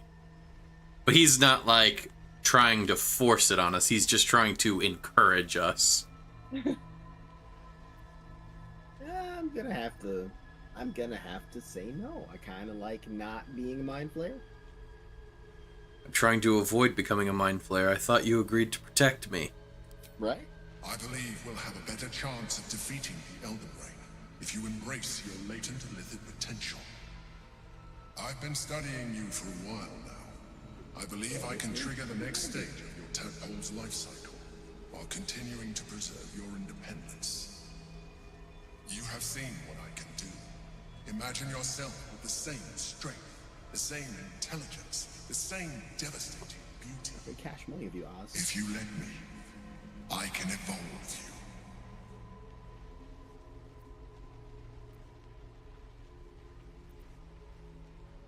If you can evolve me, why can't you stop the Ceramorphosis altogether? The answer is twofold. One, I can, but it would kill you, as I told you before.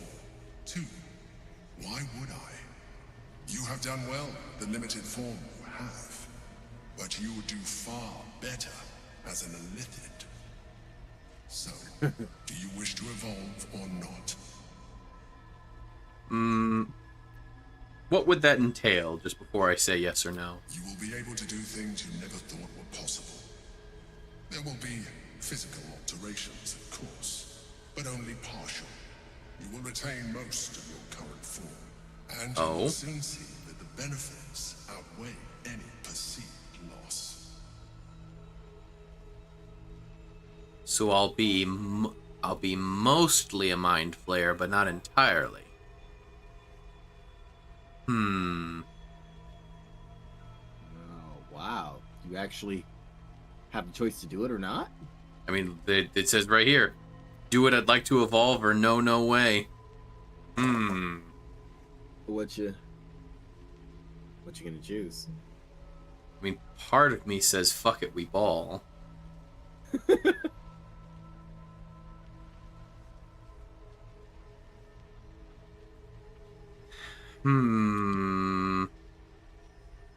You saved before this, right? Nope. Oh, no. Well, I mean, we kind of got into the thick of things, you know. Yeah. We were long resting, and then suddenly, oh, hey, surprise.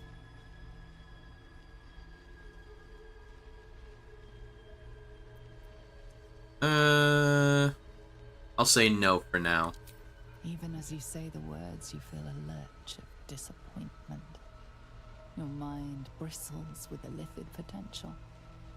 How could you be so cruel as to deny yourself what you want most in the world? I felt that. It's your nature. You cannot fight it. So embrace it.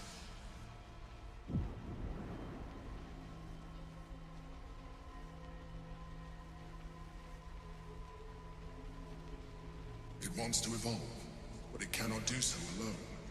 It must commune with another.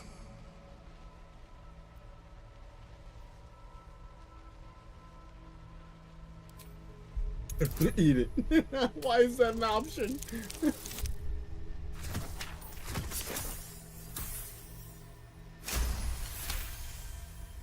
The tadpole screams for growth with painful intensity. It has been starved of life, of purpose. It welcomes your probing like a void waiting to be filled. If you let it, it will evolve you, just as the Emperor said.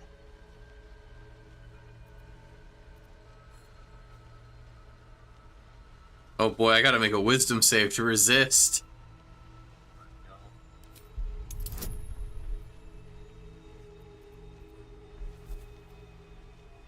Oh wait, this is not a saving? No, this is just a check. Ouch. Oh damn. I don't even get to use my proficiency. Aw shit. Uh-oh. I gotta roll real high. I'd say if anything was worth an inspiration or two. Yeah. Come on. Shit. I just need to get an 18 or higher. 18, 19, 20. I have a 15% chance times 4.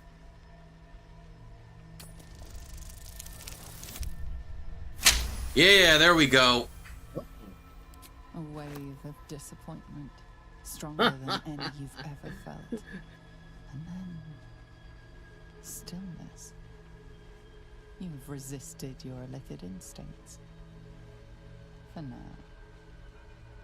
You are not ready yet.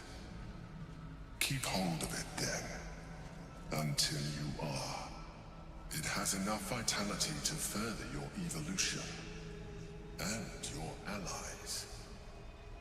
Perhaps you will be more inclined to try it when you see more of what our enemy can do. But we mustn't lose focus. We need to resume our journey. You heard the Chosen. The brain has gone to the city, and the army marches to follow. We must not let them reach it. We must find the brain, and bring it under our control.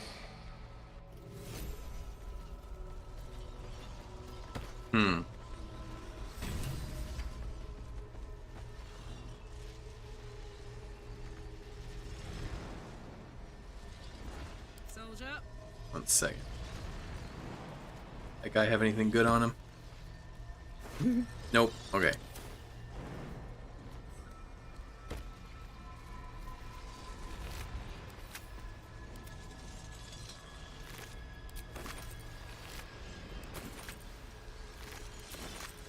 Something good here, I hope.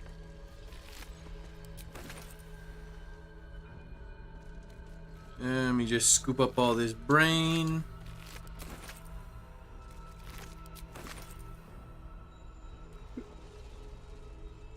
I mean, might as well. Free brains. Yeah, waste not, want none. You recycle! Right, Oz? Moving in. Just remember, you can't spell recycle without re. Oh, scroll of wall of fire. Oh, I could have taught that to Gale.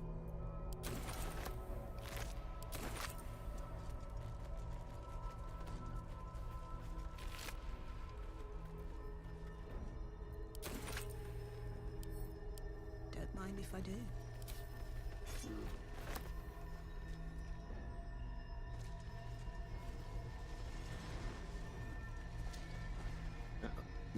My hair is getting long enough that it's starting to like, it's getting long enough to hang down over my, just over my eye. Huh. That's like driving me crazy. It's over forgotten text. 2 figures, one an imposing female with a regal aspect, the other a devil. His face twisted with a wry charm. Their hands meet in exchange of an artifact, the astral prism. Ah. So this is Blackith. Yeah, basically. I assume he was too strong for her to deal with back in the day. And so she had this thing commissioned by the devils to trap him in.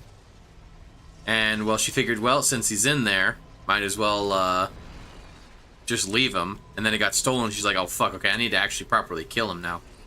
Hi, Kazik. Hey, hey. Let me just go ahead, give our favorite cat a little shout of Maruni. I forget. You met Kazik Place? He's a Makote. Yeah, I think. Yeah, usually he's hanging out with Gloomy and Envy and Lejort, the goblin. Yeah, I remember. Yeah.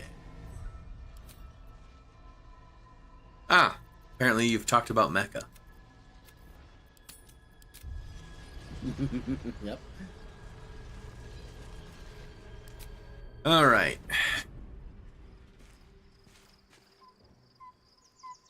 Giant mecha cat along with caffeine. Nice.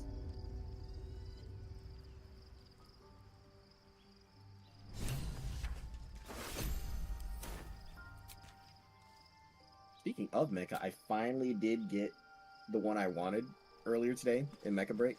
Oh, nice. I was so close to having enough like points to unlock it. I was like, you know what, just do it. Just push for that last little bit. Oh, right. Hang on a second. I had to work for it, but it was worth it in the end. Right, us. No, he doesn't want to talk to me now. Hold on a second. Looks like... Are you really mad that I stopped petting you, Oz? I'm sorry. I thought you were good. He said, Father, I did not tell you to stop. He's so moody lately. I don't know why.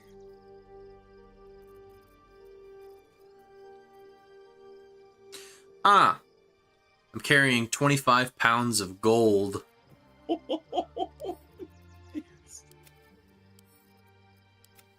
Don't end up like the one that one general of Catheric's.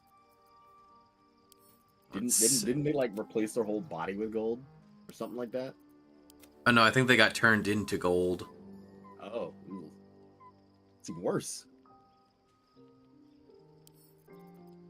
Okay, 1 second, I need to clear some space. I still find it kind of hard to believe that like pure gold is as malleable as clay. Oh yeah, no, it is crazy. Just the fact that there's a metal that the more... Yeah, no, I mean, if absolutely pure gold were to exist, that, yeah, no, it would be so malleable. It is pretty funny how soft of a metal it actually is. Also, thank you for the head pats, Viv.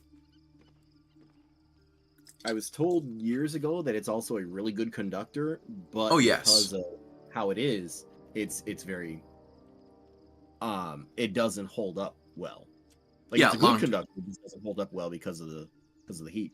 Yes, it has a low melting point as far as by metals, typical metal standards. Yeah, gold melts at much lower temperatures than most metals do. Wow. Yeah, no, I mean, gold's got a lot of very interesting properties to it. Yeah. But yeah, no, like, it conducts it really well, but yeah, long term it doesn't work super great. Mostly just because, yeah, because of the heat thing. Enough, like... Yeah, it's why people who work with electricity or big machines often don't wear their wedding rings. Oh, yes. So yeah, the moment you get any sort... Yeah, because the moment you get any sort of electrical current going through it, again, because of how much it conducts, how easily it conducts it, you're losing a finger. Yeah, that won't end. It'll literally weld itself to your finger. Oof.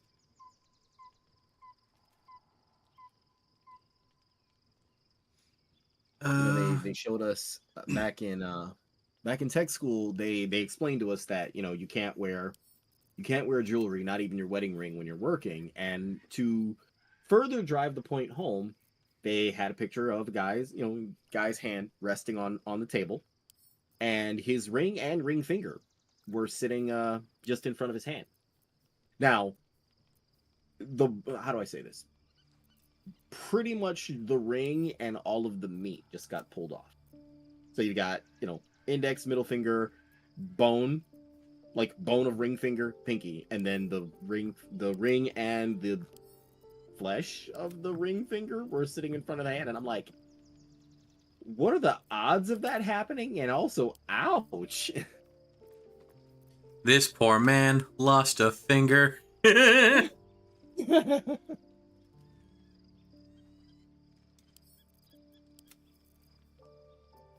truth is stranger than fiction, though.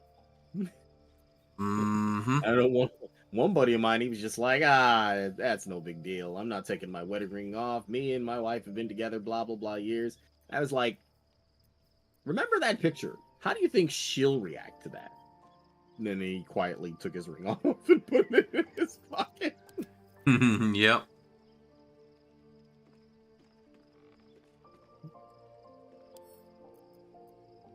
TLDR, please practice safety. Like, okay, all right.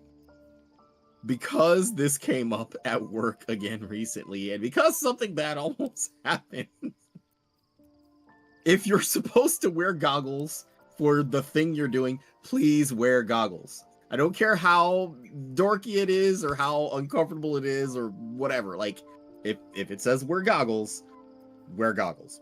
Yep. Please. Do it. Do it. Because I can do a lot as far as like first aid goes, but I can't help you. If something goes like straight into your eye, I can't help you. I can't do anything for you. Except sit there and wonder why you weren't wearing goggles.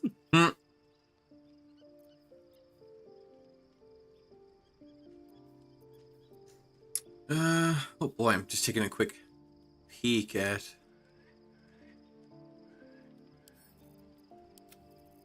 just clearing out some space.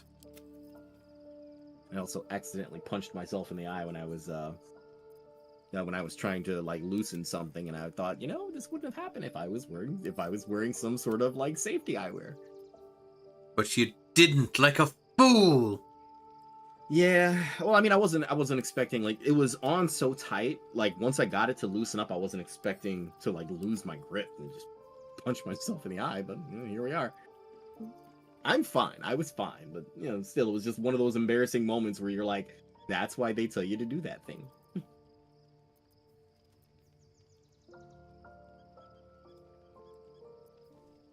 Or like that one guy at work who clearly didn't listen when his mom kept telling him, don't make that face or it'll get stuck that way. Listen, you don't have to rub it in like that. You make one mistake and they never let you live it down.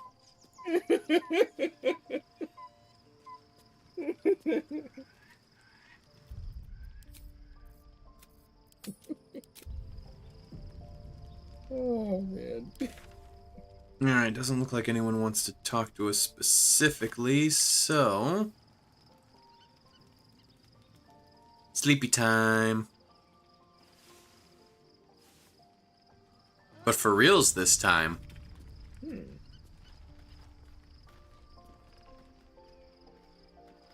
What, no ambushes in the middle of the night, or? Oh, come on, we already did that. First in my heart. Come on, 2 in a row? That's just excessive. That would be pretty wild. Her heart races as she learns of the events inside the astral prism. Orpheus, Gith's only son. He lives. It is not the Geich visitor that Vlaakith would destroy and Voss would set free. It is Orpheus, the blood of the mother, the prince of the comet. Mighty powerful prince if he can block out an illithid hive mind. Yeah. And even more powerful still. It said he could bring 1,000 Githyanki to their knees with one command. Listen close.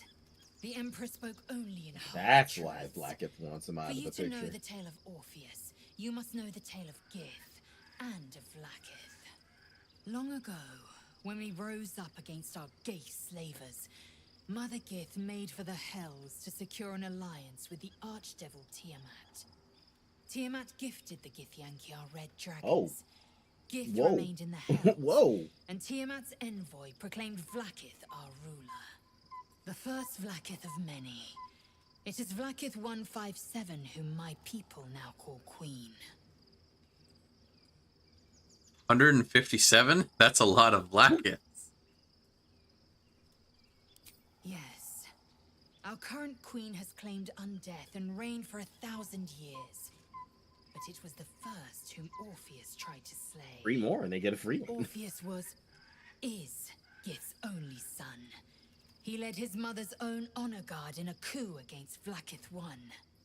It was Kithrak Voss himself who slayed the prince in vicious battle. Or so the Varshas teach us. Yet the Prince of the Comet's been with us, subdued by that repugnant illithid.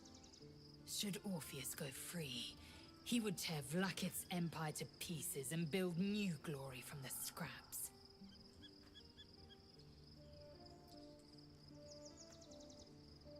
Then Voss was right. Orpheus is the seed of Lakith's demise. The seed and the sower. Every word Voss spoke, he spoke true. Orpheus is the living proof of the Queen's lies, and the living weapon that conquered our Geich slavers. One word from his lips, and the people would doubt. 2 words, and they would rage. 3 words, and they would bow to the true heir. If the Githyanki are to be free, the Prince of the Comet must lead the way.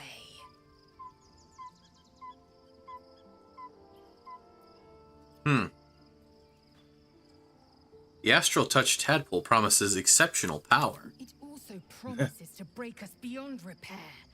This ossified parasite does not make us more, But at great but cost. less. There will be ice where Despite once what they there say. was fire. There will be a void where our souls once resided.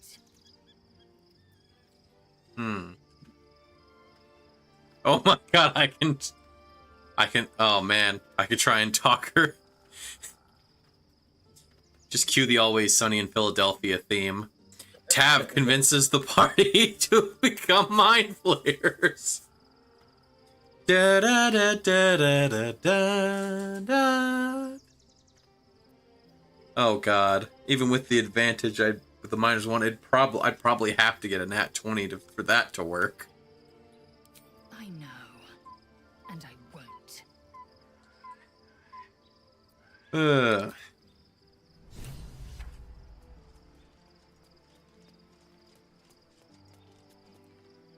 So, there's been a mind flayer inside the artifact or astral prism the whole time we've had it. Her hair is white.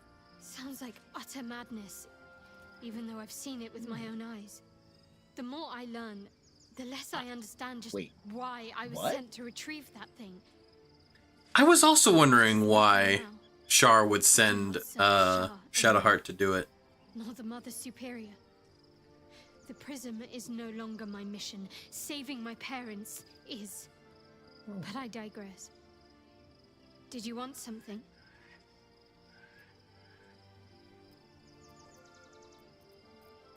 Huh. Okay, so are we not gonna address that your hair is now just suddenly white? Fine. Right? Like, what's up with that? Does it even need to be asked? We're beyond me merely liking you. I think I'm a different person, owing to you.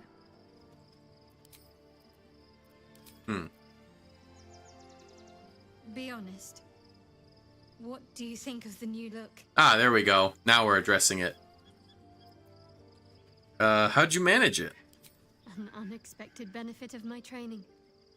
Any novice knows how to source the right herbs and mixtures to alter one's hair. Oh, she's literally dyeing it. Typically reserved for disguises and subterfuge rather than self-discovery.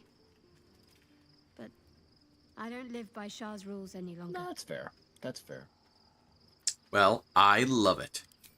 Well, yeah, it's actually a really good look for her. Someone does. Perhaps I'll get used to it. I have a lot to get used to right now.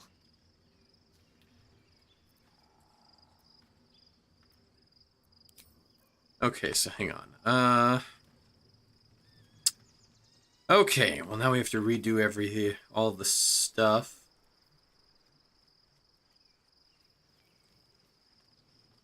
Scratch. So called because you like to scratch behind the ear? Oh. Dog wags his tail, a small bag clenched between his teeth. Oh, good boy, you found something. What's he got there? Hang on, I got a sleight of hand. Hell yeah.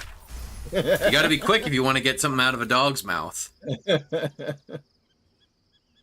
Yoink. He gives in and surrenders his find. Oh, potion of healing. Good boy. Cool, cool. Be sure to pet him, of course. He was a good boy. Of course. Wait, are you watching on the stream or are you watching on Discord? Oh, on the stream. Oh, okay. Oh, well, Hence then I'll the just... slightly delayed reaction. Oh, Sorry. okay, well, here, I'll close it on Discord then if you're watching that. Oh, okay. I had that open the whole time. Oh, I'm sorry. I just figured you'd prefer to see a lot, slightly less delayed. Yeah. Okay. So the party's been spread out a bit. Okay. Let's see. Now I will just say I forget when I learned this, but I do remember at one point overhearing some point that Wojtek's not going to be welcome in Baldur's Gate. What? Well, if you remember, back when we were fighting the Gnolls, remember there was this, oh shit. There was this dead guy who had a letter on him, and it was a strongly worded letter saying that they were opposed to the strict animal regulations over in Baldur's Gate, and that he could not bring his pet bear into the city. And instead had to keep it at his summer home, the next town over. Yeah, remember hearing, what was it? I think the only animal that doesn't freak, because I remember hearing that I wasn't trying to find spoilers, but the internet. Yeah, but they were saying that the only ranger companion that you can bring in that doesn't just automatically freak everyone out is apparently the Raven. Because, a giant spider, a wild boar, a bear, and a wolf would understandably make people nervous. Yeah, but nobody can stop a bird from doing what birds do. Yeah. Well, I do remember the note specifically said that no animal larger than a peacock, and I think a dire raven is roughly within that.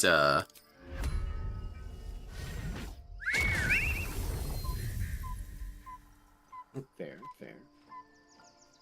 Go on, sweetie.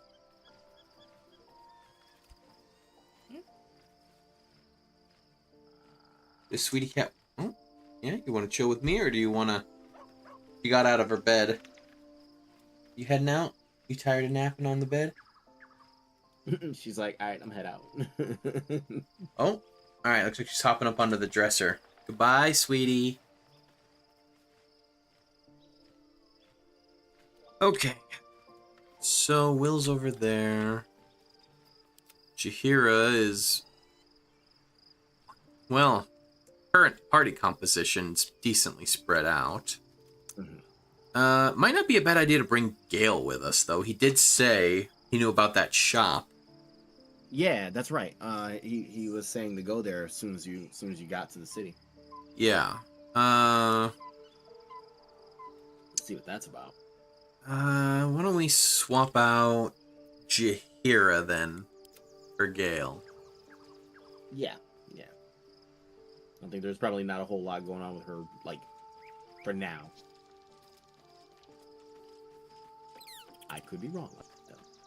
There's no more radiant sight than that of someone who's learned to love themselves anew. I presume. Shadowed in name, but no longer in spirit. It suits her. Very poetic.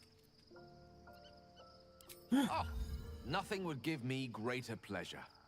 Which of our esteemed company am I stepping in for?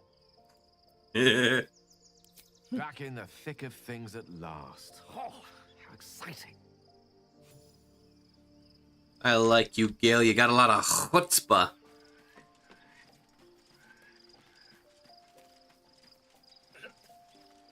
Very well.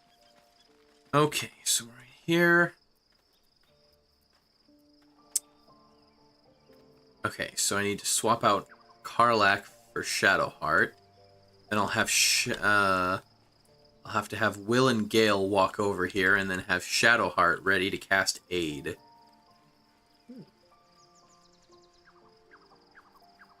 Actually, wait a minute. Don't I have a...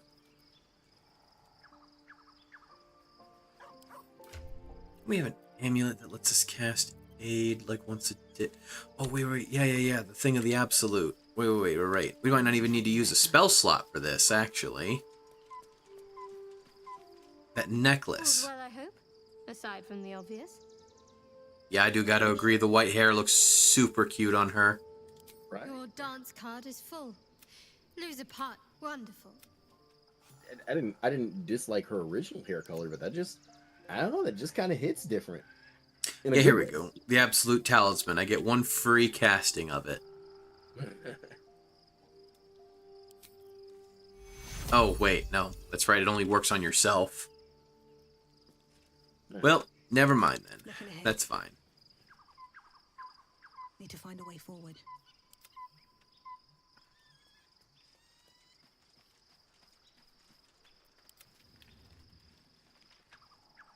Keep in pace. My faith protects me. Yeah. I must keep going.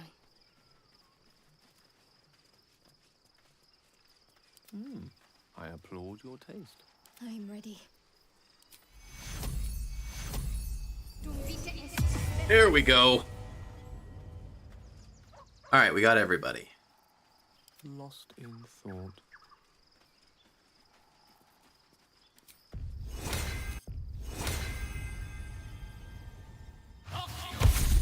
There we go. Let's explore.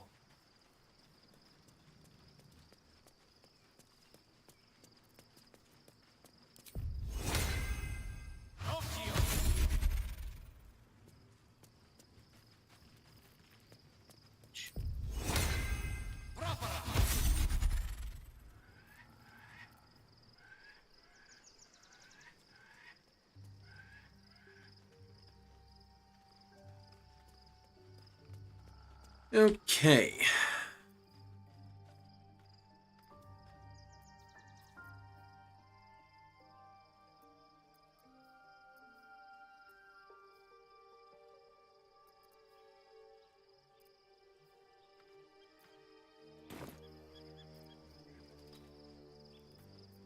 Still alive, so that's progress. Oh, right.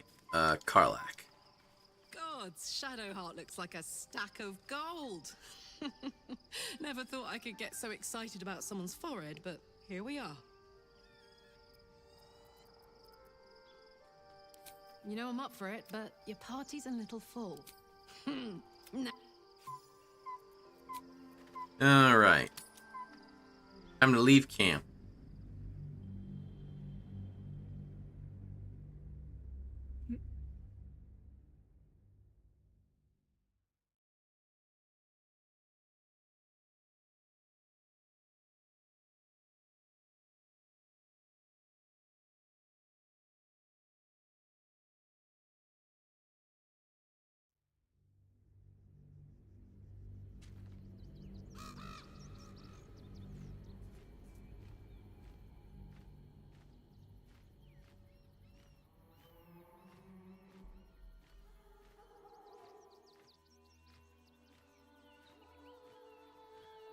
Alright.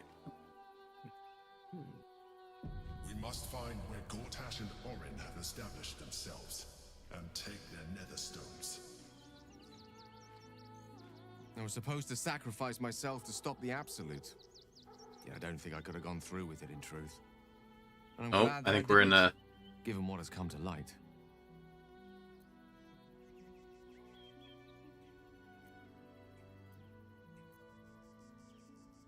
Give him a chance. The Elder Brain. Oh, I'd like to... But more importantly, the crown that it wore. Even without seeing it for myself, I could netherese. Yeah. I can't fathom how such a wonder. We had this conversation already. Surely everything it held was destroyed along with Netheril itself, but no matter. It exists. So you're I just... must learn more of it. So you're dropping the whole blowing yourself up thing. You think I'll just forget about that? Likely not. If I've done damage to your opinion of me, then I'm truly sorry. But if this crown amounts to what I suspect it is, then your faith will soon be restored, and then some. I mean, I don't blame him for it. Literally, his goddess ex-girlfriend said, yo, the only way to stop this thing is to blow yourself up. Understanding the former could make all the difference. We need to learn more about what we saw. An artifact as powerful as luck would have it, we'll soon find ourselves near one of the finest... The only kind I have. Their collection of rare tomes is unparalleled.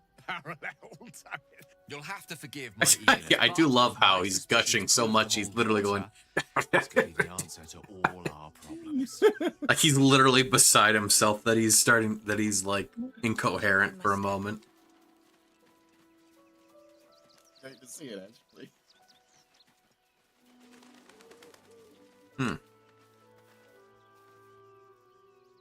Somebody set up a little camp over here.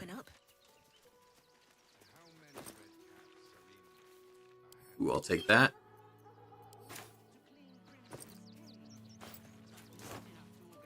And that.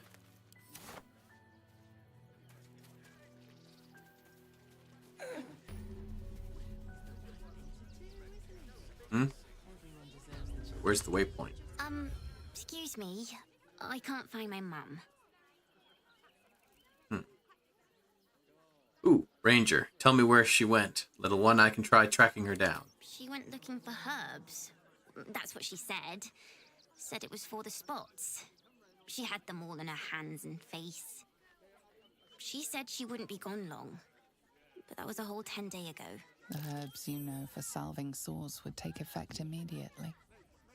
It seems unlikely this child's mother will return.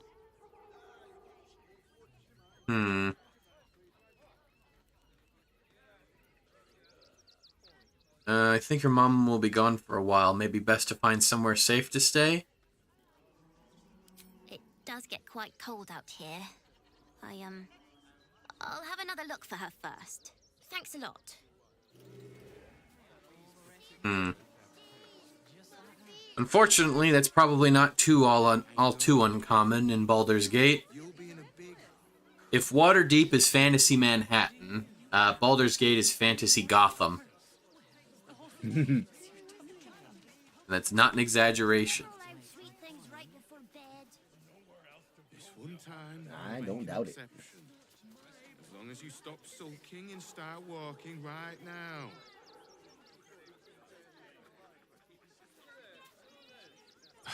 Can't talk. I'm sorry. The little one needs all of my attention.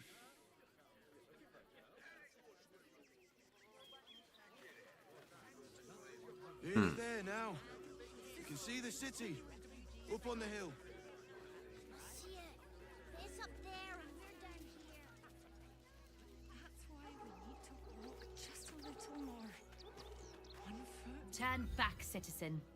No passage in this direction. Why is that? It's bloodier than a butcher's backyard out there. Piles of dead absolutists, and a few of our own as well. The cultists assaulted the gate, armed to the teeth trying to break it. Ah, that was probably while we were in the Astral Prism. Before the Steel Watch intervened. That's some fancy new rank of City Watchman? A little more than that. You'll see for yourself soon enough if you head to the city.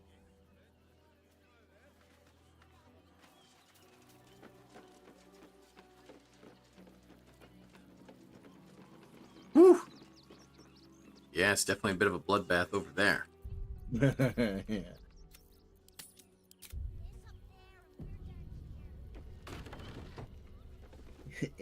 It's hot in these streets. Doo-doo, doo-doo, doo-doo, ba-doo, ba-doo, ba-doo, doo-doo, doo-doo. Lie on my feet. Anything you want for supper.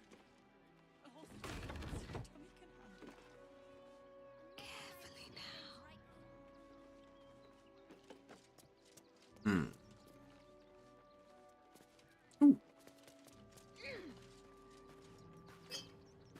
You.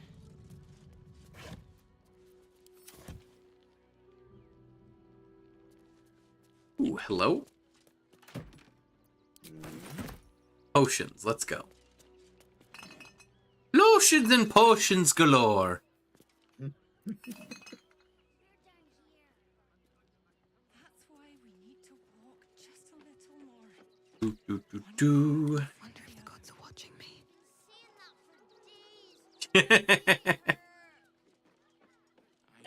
I like how the bird stays flying, but it's just going really slow. And you'll have anything you want for supper. Look. It's just gliding real slow. Another step forward. Make an exception. As long as you stop sulking and start walking right now. Let's see. What else we got around here? What in the hells was that? An earthquake, maybe. I don't remember one ever shaking the city.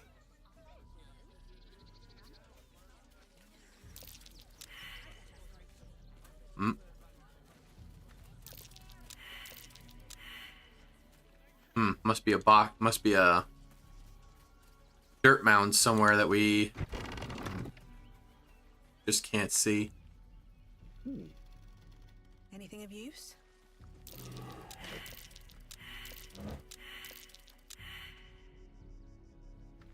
Oh boy. Hold on. Where's my shovel? I know I've got one. There it is.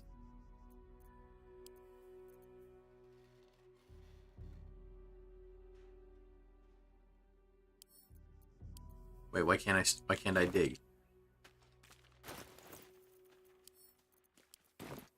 Game, I demand you allow me to start digging. This is bullshit.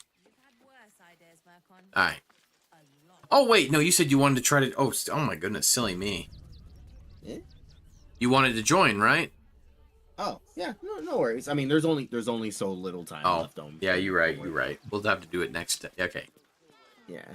Just make sure what we'll do. Oh, hey, it's the children. Wait. Ooh. The tiefling children. I should speak up. What are they doing in Baldur's Gate? That's where all the tieflings were headed. Ghouls out of Moonrise. That old bone-bag I thought they Catherick were. had some Oh wait, fancy no, that's right. junk stashed behind all the Well, cobwebs I'm and glad they made piles it of okay. gore. Hey, look, it's little. Yeah, the tieflings were because Baldur's Gate is the closest major settlement to Elturel. Ah, okay. You looted Moonrise Towers. Show me these fancy items you have. Anything magical? Would I try to fool a sharpie like you? Have a look. Ooh, hey now. Looks like you do actually have some stuff that's worth a damn. Okay. Get all that.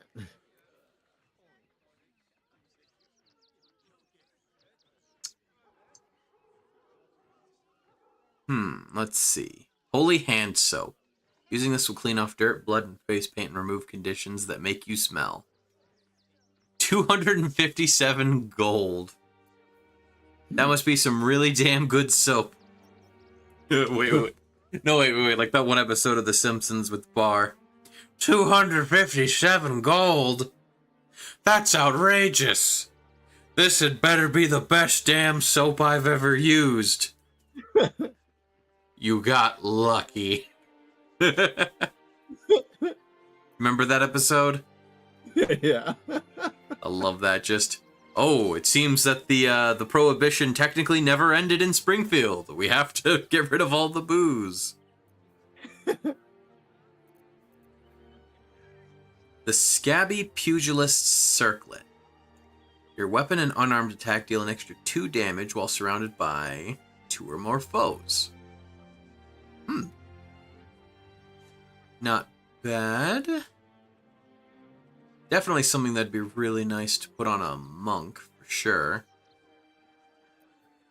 Cloak of Cunning Broom. When the wearer disengages, they also create a foggy cloud with 7-foot radius that lasts for 1 turn. Oh, I see. Well, wait. But if you're already disengaging... I mean... Because if you put the fog up, you would potentially be blinding everybody. And the point of that... Wouldn't the point of blinding people be... Because when you can't see your target, you can't make an opportunity attack against them. Yeah. I just don't know how... I guess I just don't know how that immediately helps us. Yeah. Corvid token. Boon of the Raven Queen. While wearing this amulet, the wearer's jump and flying speed increase by 5. And they gain the Featherfall condition. Featherfall's effects will persist while the wearer is polymorphed or wild-shaped. Unless you turn into a dire raven as a class action. Interesting. Ooh! Evasive shoes. +1 acrobatics, +1 armor class. Yes, that definitely is worth taking. We have a distinct lack of proper boots. The fishing rod of alertness. The wielder of this rod cannot be surprised, unless something unexpected happens. The decanter of nearly endless water. This decanter can, in fact, sometimes run out of endless water. However, it will definitely regain its properties next day. The day after, for sure. Baldur's Gate stone. It's really, really an actual stone from Baldur's Gate. Truly a unique historical artifact. One of a kind. An arrow of sparrow slang. Magic weapon meant to slay a particular kind of creature. Sparrows in this case. The arrow will grievously wound sparrows it hits. The poor wee winged fellows. A sending shell. Faint whispers creep from this sending shell when you hold it close, yet the method of sending messages from it is unclear. The spoon of saltiness. When salting food, the bearer of this shadow-cursed utensil will always add too little or too much, but never the right amount. Truly, the deviousness is top tier.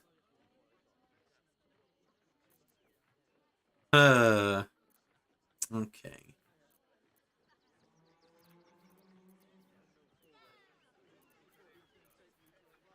Let's see.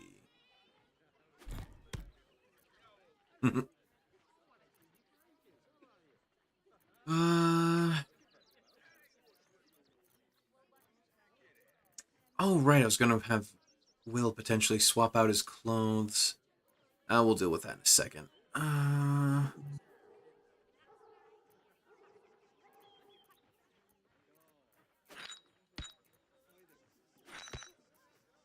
Speaking of swapping out clothes, I'm gonna put on my work pants now. Sure. Yeah, save myself time later. Besides, Oz kept clawing me when I was wearing these sweatpants, and it hurts, so. Can't claw me when I'm wearing, like, actually good pants.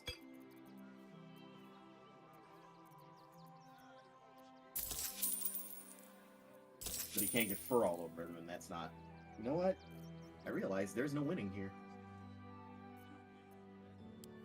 Stay away from trapped chests.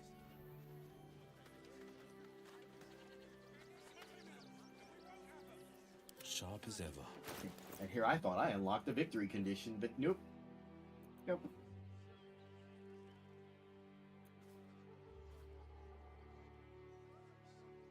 There's no victory to be had here. Only Oz.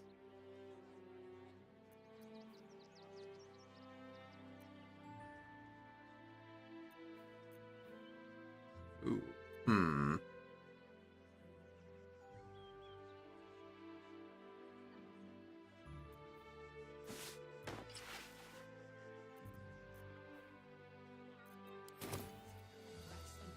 Here we go.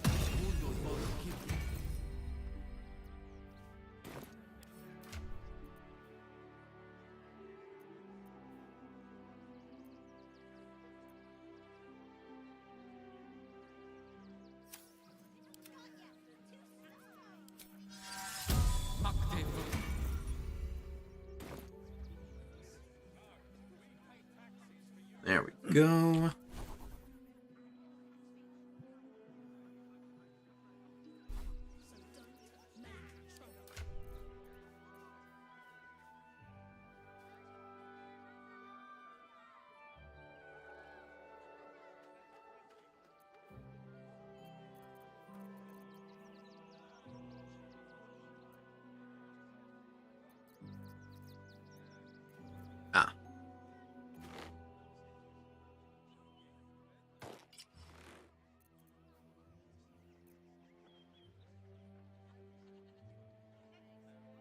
Nice.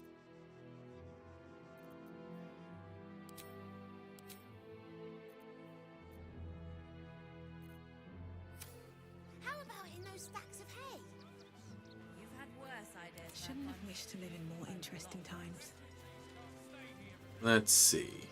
I want to have a Ah, word. you have a full name. Donations? Donations for what? Do you know advice? The refugees. If you don't have anything to donate, you can get going.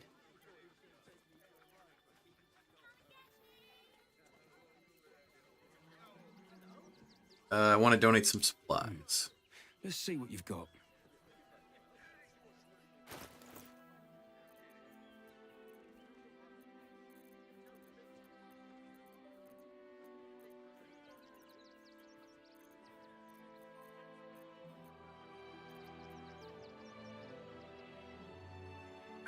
Let's see. Now we'll just donate some money. Nothing to donate. Back again, I. If you don't have anything to donate, you can get going. Wait, let me switch to Will. Will's got the better persuasion. Donations? What do you need? Food, sundries, gold. These poor refugee sods need all the help they can get. I'd like to take the donation into the barn itself.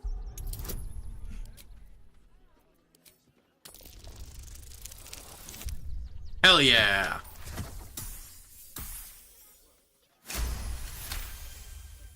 Well, if you must, I suppose it saves me the walk. But if you're gonna do it, hurry up.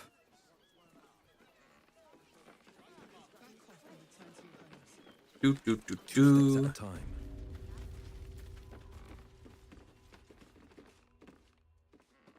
Ooh, it's a pig.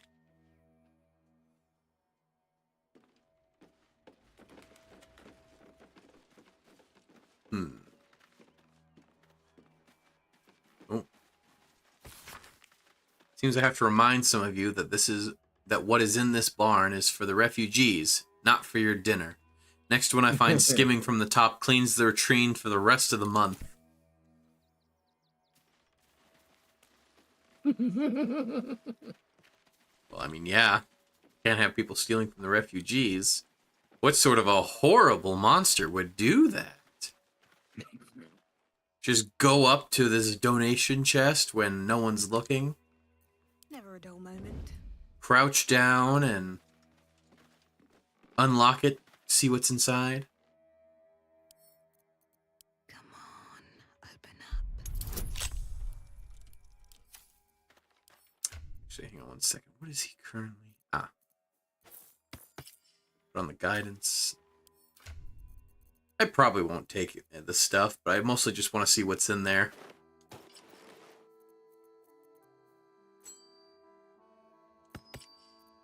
Let's see what you're hiding.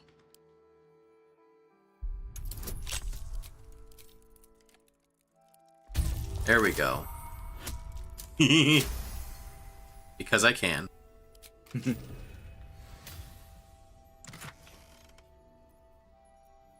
Oh, yeah. Not even a crazy amount to begin with. Music box. Lyre. Many Tales of Mother Campestry. An excerpt from a book of short but terribly outdated tales for children. Told by... Oh boy. Okay, I want to see this one. The Hungry Bullywug. Once there lived a bullywug whose name was Billy. He was so ugly that everyone died. The end. Sorry, it's just... Sorry, it just made me think of the ugly barnacle from frickin' season 1 of SpongeBob. It's great, I love it. Oh, hang on, we're in an ad break. Give it a couple more seconds here. Oh, okay, yeah.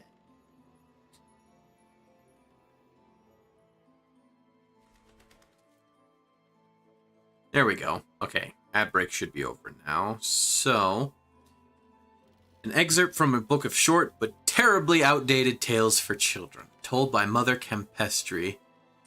The Hungry Bullywug. Once there lived a bullywug whose name was Billy. His clothes were ragged, he never washed, and he spoke in tongues that nobody could ever understand. But the worst thing about Billy was that he was always hungry. First he ate all the food that was in his village. Then he moved on to villages nearby. Soon the entire region was starving because Billy could never have enough. Villagers offered to teach Billy how to farm so that he could make his own way, but Billy was lazy.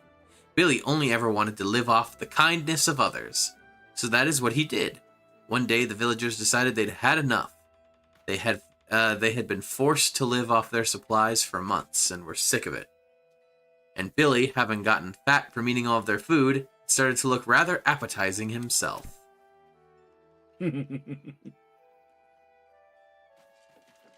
So remember, children, don't be a lazy parasite on society, or you yourself will be eaten. I mean, honestly, that does kind of sound like an old Grimm's fairy tale. It does, yeah. Not a particularly good one, but, you know. What are you still flapping your lips at me for? I think it drives the message home pretty clearly. Okay. So I do want to donate. Do I talk to somebody in here? Hello, sweetie. Sweetie cat. Meow meow. You best not piss away man at Nestor's good graces. I hear Worms Rock Prison is rather cold this time of year. I'm now joined again by the sweetie cat. Hello. Come on, sweetie, jump. There we go. She graces us with her present. Oh yeah. Recently, my girlfriend bought her a little Oh, you guys, she crawled up onto my chest, like right under my chin, and now she's all nuzzled in. Aww. She is purring now and chewing on my fingers. It's adorable. She likes to chew fingers. She enjoys the taste of fingies. Her tummy has the rumblies that only hands may satisfy. But no, recently my girlfriend actually got her a little, this little red fake flower accessory that we put on her collar. Looks very cute. I'll send a picture of it when I get a chance. Right now. Okay. Can I give you a donation? I hear you've been given permission to be here. Don't disappoint me.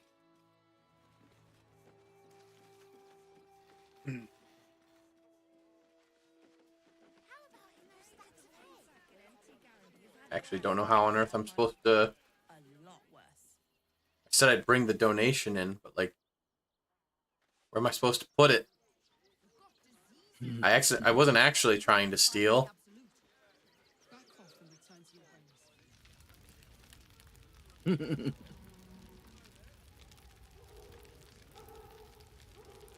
Ow.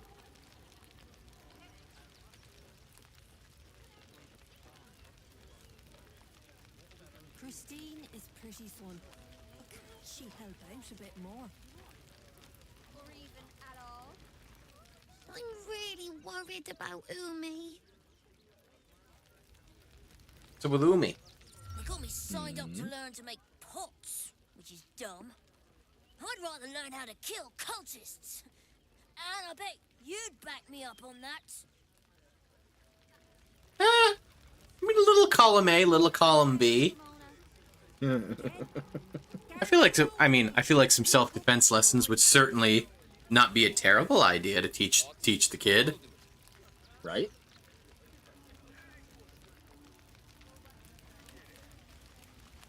I'd be inclined to agree on that. Washing my pits, this is the song when I'm... Aye! Could a bloke not get any bleeding privacy around here? Bunch of perverts, the lot of you.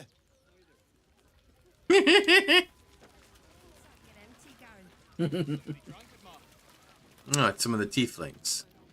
So, you survived. That's more than many of my kin can say. At least you made it. How you holding up? It's mainly anger that keeps me going. Zevlor was supposed to lead us, but he froze when we needed him most. I haven't seen him since the massacre on the road, which is lucky for him.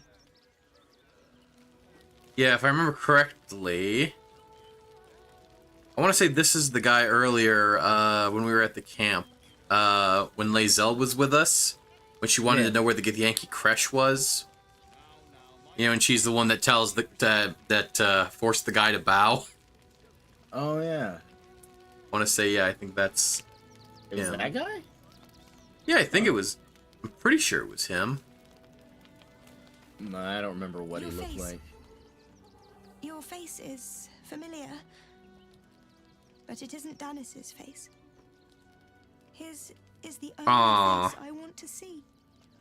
And This was the tiefling lady who was talking with her husband about what they were going to do once they got to Baldur's Gate.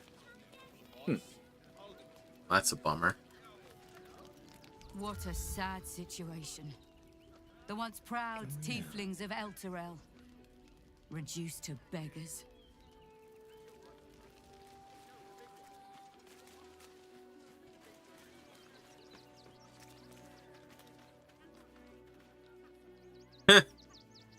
Hobgoblin named Toad Breath. Nice. You're no sus. I'd put my money on Christine. The Flint Splitters. Can't stand her, can't stand her, can't stand her! My sister-in-law. All law and no sister. My son Garen is pleased we got this far together. But his wife's bitching is making me old before my time. Why can't he tell her to put a sock in it?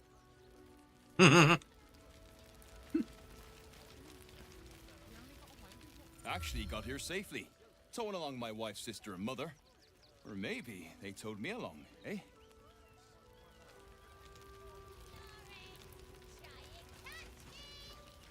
God, camping with the mother-in-law has been utter hell. Maybe I should just go on ahead into the city without her. Scouting, like.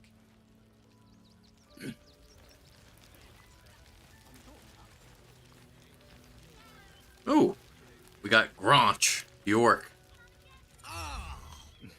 Whatever you need, I can't help you. Even talking is painful right now. Maybe we can help. Yeah, he looks a little busted up there. What happened to him? Oh, shit. Ah, just one shy of what we needed. It was my understanding the orcs are pretty resilient. What did that to him? There we go. After a quick examination, you conclude that your patient is pretending to be wounded. You wonder why. Really? This isn't necessary. I'm sure there are other people that need your help more urgently. Ah. He's just trying to get sympathy. Shh, not so loud. If those lads find out I'm faking, they might go off on their own. They're not ready for that. And frankly, I'd miss them. I don't really have any other friends. And I like those lads. So I think I'll stick around a while more. Christine didn't clean the cookware, Mother Mona. Again. Garen, you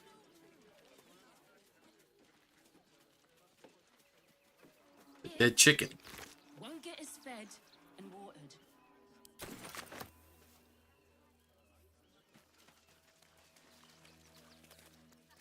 Slarmy. If you're here to fill an empty stomach, look elsewhere. Folks swarmed what little was had, stuffing their pockets. Bloody animals.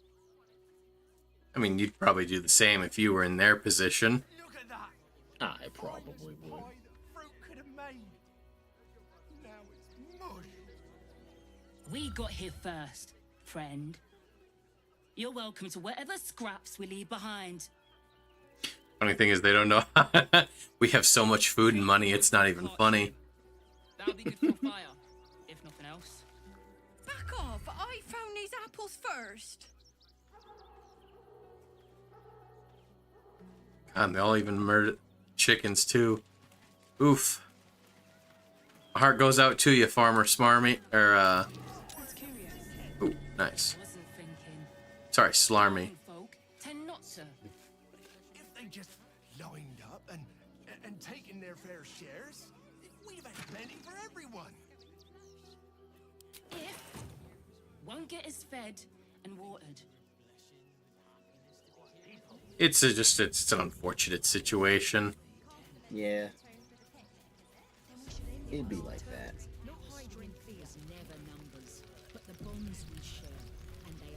What the?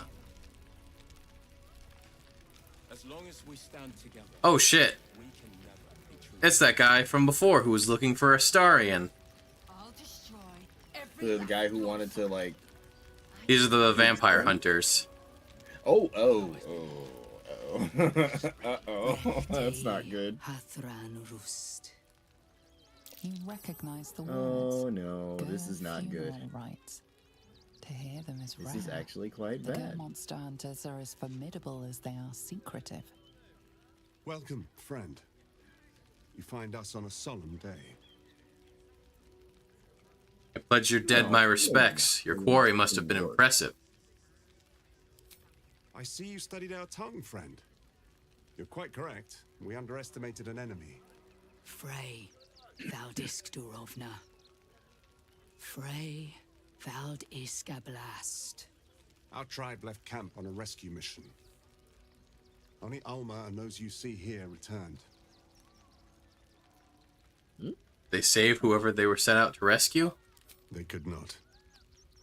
Im orak nete krasin netra. I will say no more. It's not my tale to tell. No, that shame is mine alone. We would not normally tolerate outsiders at a time like this. Forgive me. I'm Granger. The slayer of Ketheric Thorm. Well, these are strange times indeed. Ah, I see my reputation precedes me. Yes, I killed Ketheric. A fine trophy. Perhaps you would like to claim another. Perhaps. What do you have in mind? Baldur's Gate is haunted by many things, but one of its most insidious is the vampire Cazador. For years, his foul spawn have stolen away innocents at night, whisking them back to his palace. Recently, they struck our camp. They took our children, every last one, our whole future. We are monster hunters. That is such a vampire move. Our purpose is to kill beasts like these. But in our haste to save our little ones, we were rash. We charged straight into an ambush. They tore us to pieces. Vampire spawn and werewolves. I have never seen a vampire's lair so heavily guarded. What's left of my tribe is wounded and broken. We cannot stand against him to save our children. But perhaps the Slayer of Ketheric could. Well, lucky for you, Cazador is on our hit list. He's the one that turned Astarion into a vampire. Oh. Yeah, he also is absolutely horrible to his vampire spawn. Astarion mentioned that Cazador literally forced him to eat rats. Ew. Well, specifically drink their blood, but for him it's the same thing, basically. Yeah, that's kind of... Yeah. Let's see. How am I meant to get in if it's so well guarded? The main entrance is blockaded, but there is another way. Near the park, you will find a broken tower, mid-repair. Climb the scaffolding, and you can Good enter question. his palace. It may be watched, but you will not walk into the slaughter that we did.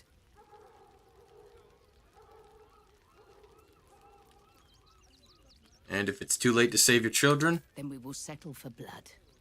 Cazador must be destroyed. For the safety of the city, and to make sure no one else must feel our pain.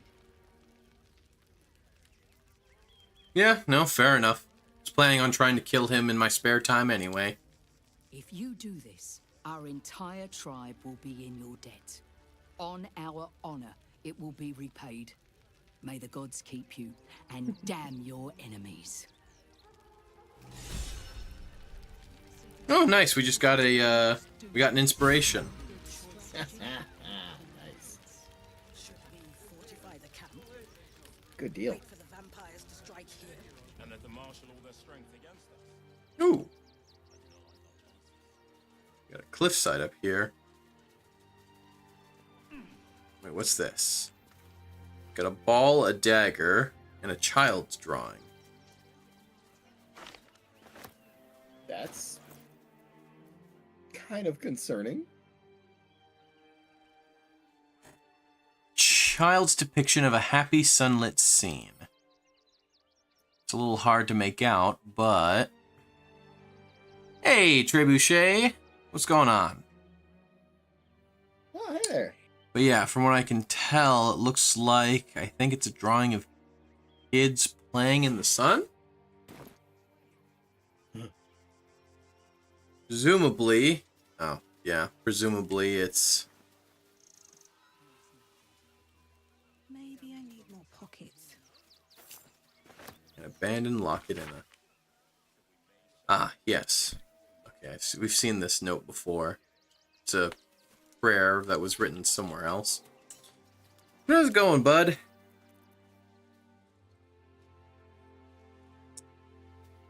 This locket opens on the picture of a little girl bloated by tears. What on earth? It's a locket that opens up to a picture of a crying little girl. That's weird. That is weird. Just had a lovely dinner with two friends, one from first grade and one from the last couple years. Made onion soup and eclairs. One of the friends made beef Wellington. Ooh, nice. Oh.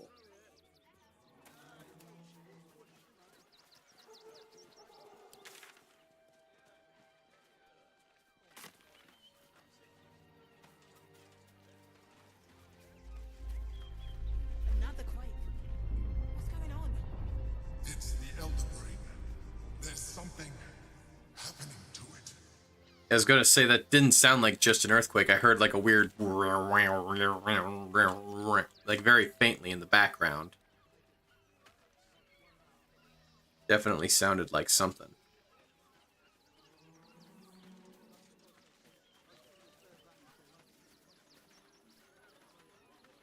Oh. Circus poster. The circus of the last days has returned. See Dryads, Jinn, and Dribbles the Clown back with a new act. You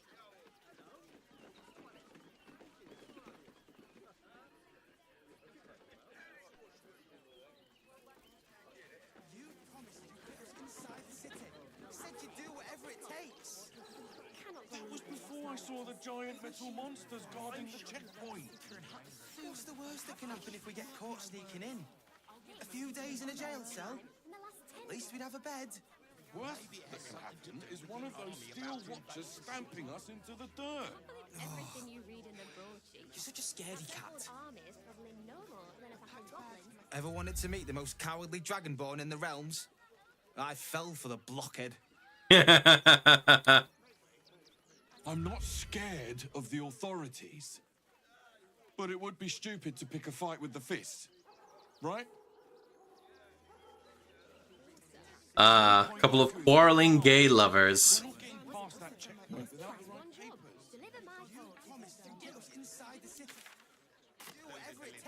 Yeah, just exploring the area a bit since, you know.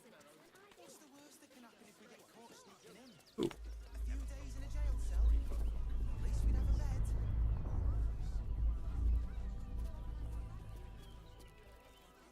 Let me have a little peace and quiet, won't you? Can't talk just now, sorry. Ooh, it's a cat. It was a cat.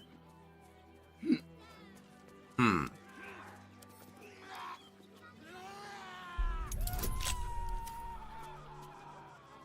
You hear that horrible screeching too, right? Yeah. What is it?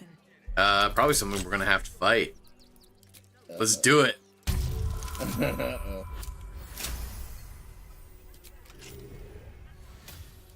One second, let me just go ahead and swap to my... There we go. My shooting things gloves.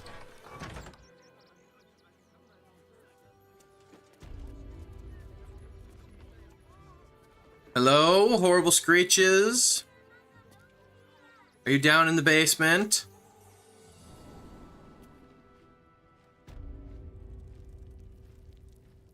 What the?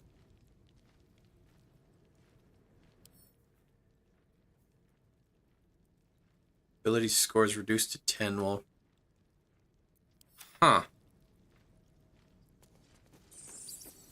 It's just straight up a sleeping mind flare.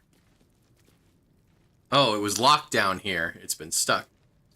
Hi, Ducky. Oh, posture check and a hydrate lace. Hey. How's it going, Duck? I was, what was it? You were playing, Wuthering Waves before, right? Woowa? How'd that go? Tired? Ah, very understandable. Well, here. Let me give you a little shout of Maroony, Ducky. If y'all don't know, Ducky is a super adorable duck VTuber. Well, duck-based. She looks like a person. But she also has ducks. She's got a very heavy duck aesthetic. Doing pretty good. Making some decent progress in Baldur's Gate. I mean, we just got to a whole new zone, so there's all sorts of folks to talk to, so, you know. We're gonna see what's up with this. The unconscious body of a mind flayer, glistening and raw. A newborn. Unattended. How fortunate.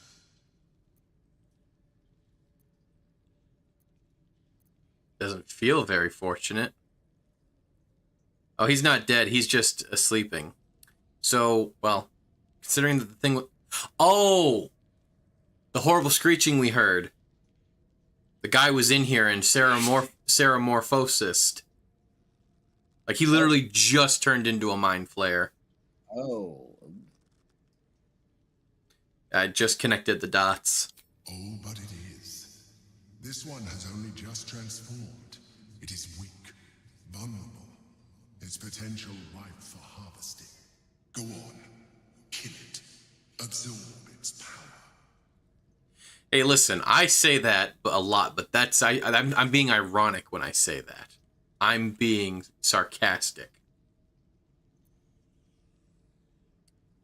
Yeah, that's what most mind flayers are. They're eldritch beings in a sense. Well, they're considered aberrations.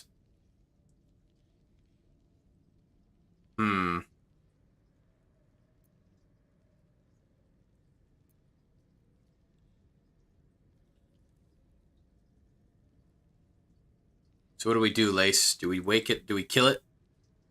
Or do we try to wake it up and talk to it? Can you talk to it? Well, it says I have the option to wake him up.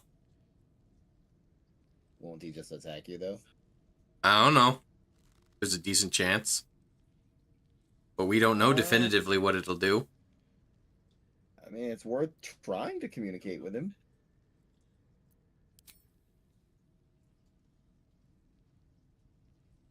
Hey, wake up. Come no closer, you. You. What are you? What am I sensing? You are like me. Like I was. A vessel yet to transform. Help me. I am so hungry. Wake it up and talk to it about insurance policies until the brain withers away to a walnut and dies. We're here to talk to you about your car's extended warranty. Was it you I heard screaming when I entered the windmill? My vessel. He fought the transformation.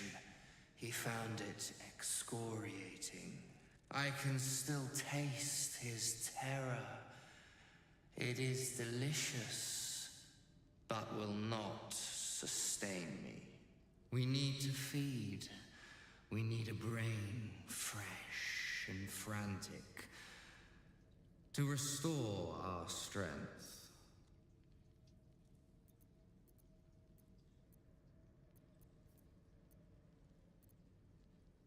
I could fetch you a corpse, freshly killed, brain intact. I shall be here, waiting for your return. Curtail your sympathy.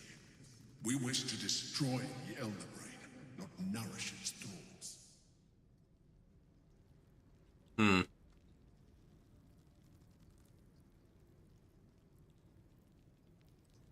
Yeah. Yeah, we probably should just kill it. Yeah. Alright, 1 second. Do. Softer than a whisper. Let's get in and out. There we go. No, I'll save the crit for later. An honest effort was made, at least. Enemy is surprised. Ready for this? Get surprised, motherfucker. No gloom, all doom.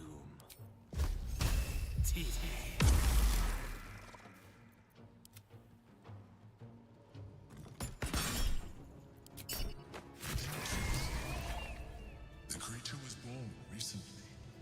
Its mind is still fresh. You can absorb its potential if you consume it.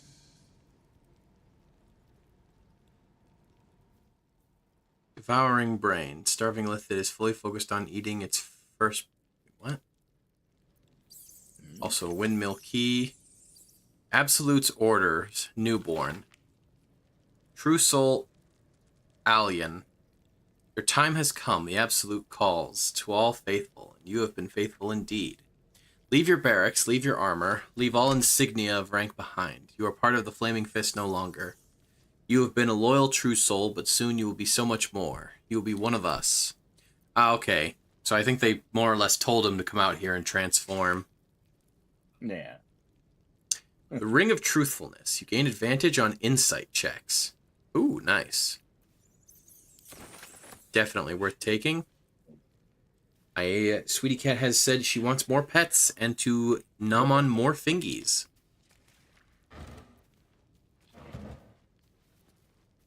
No traps, please.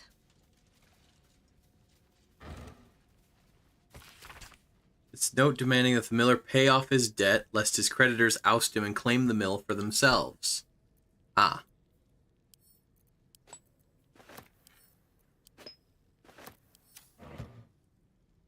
There we go. Go ahead. Can't slow down.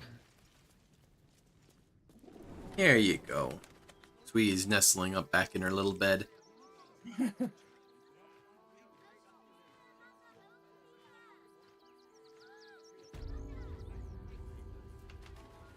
Alright, well, it's a bit after 9. We can explore more later.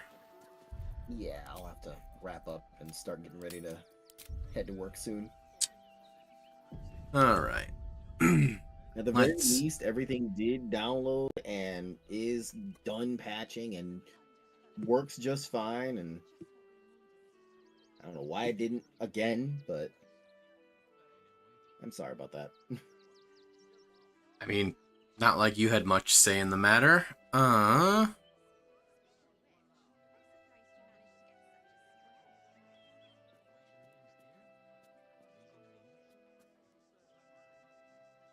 Let's see. Just trying to look around, see who might make for a good raid target.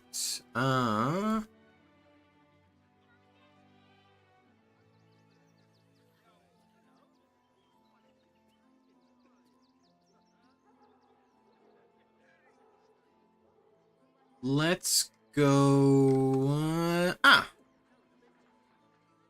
One of Beans' friends, Lena Paparino. She's a dog girl VTuber. She's playing through the FF14 main story, MSQ. Oh, cool. Yeah, I don't know what part she's in right now. Oh. Let's see. I think I saw. I forget. Thancred loses an eye at some point, right? Yeah. Yeah, okay. So it's far enough along, because that looked... I think that's Thancred. But he's got one of his eyes covered up with a bandana. That would be Thancred, right? Yeah, Thancred, he's talking. Yeah, Thancred. So, okay, it's a decent ways in. Yeah, that's at least in Heaven's Ward. Yeah. Alright, let's go ahead. Get that going here.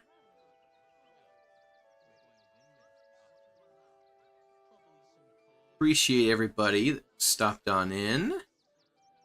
Yeah. You got any other plans coming up aside? Oh, also. So Lace, I know next Saturday we won't be doing this because you'll be either celebrating your birthday or you said you might be doing a DJ thing. Yeah. The Saturday after that, which would be November 1st, I got invited by one of my coworkers to a little Halloween party. She wanted to do it on Halloween night originally, but she was talking with her partner, and I guess apparently that night wouldn't have worked for them, and so they asked if Saturday night would work instead. So I don't know. That works out perfectly for me. I'm not taking my birthday off because I was asked to host a fashion show in PSO2 on November 1st. So I'm requesting that day off. Oh, fair enough then. Well, okay, I guess that works out for both of us then. Yeah, I'll just go out. I'll just try to go out to dinner like earlier, like on the Saturday, the Saturday that is my birthday. I'll just try to go out to dinner before I go to work. No, fair enough. Speaking of, I need to check and see if they actually like gave me the okay on that time off request. Because no one had responded by this morning, so I'm kind of worried.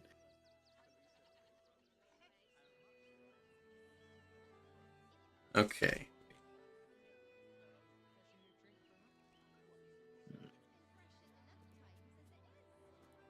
Okay, I have part of a raid message.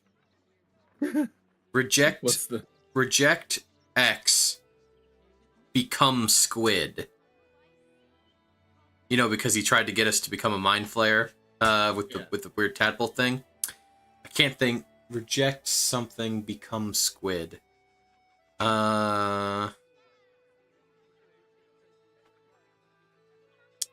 Shoot, I can't think. Okay, maybe we'll try to think of a different one. You can't say humanity because we're not all human.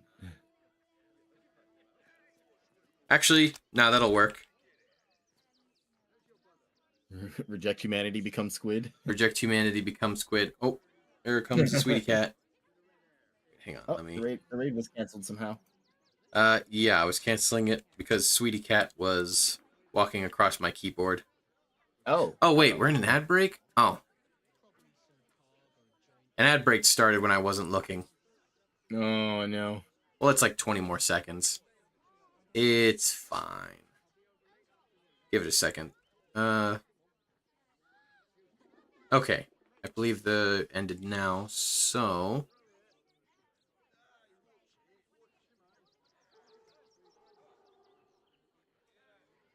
Ah, there we go. Right. Okay. So yes. Remember everyone. Reject humanity. Become squid. But yeah. Alright. Appreciate having you, Lace, as always. Appreciate everybody that came by today. I guess if nothing else, then have a lovely evening, everybody. Yeah, take care, everyone, and be good.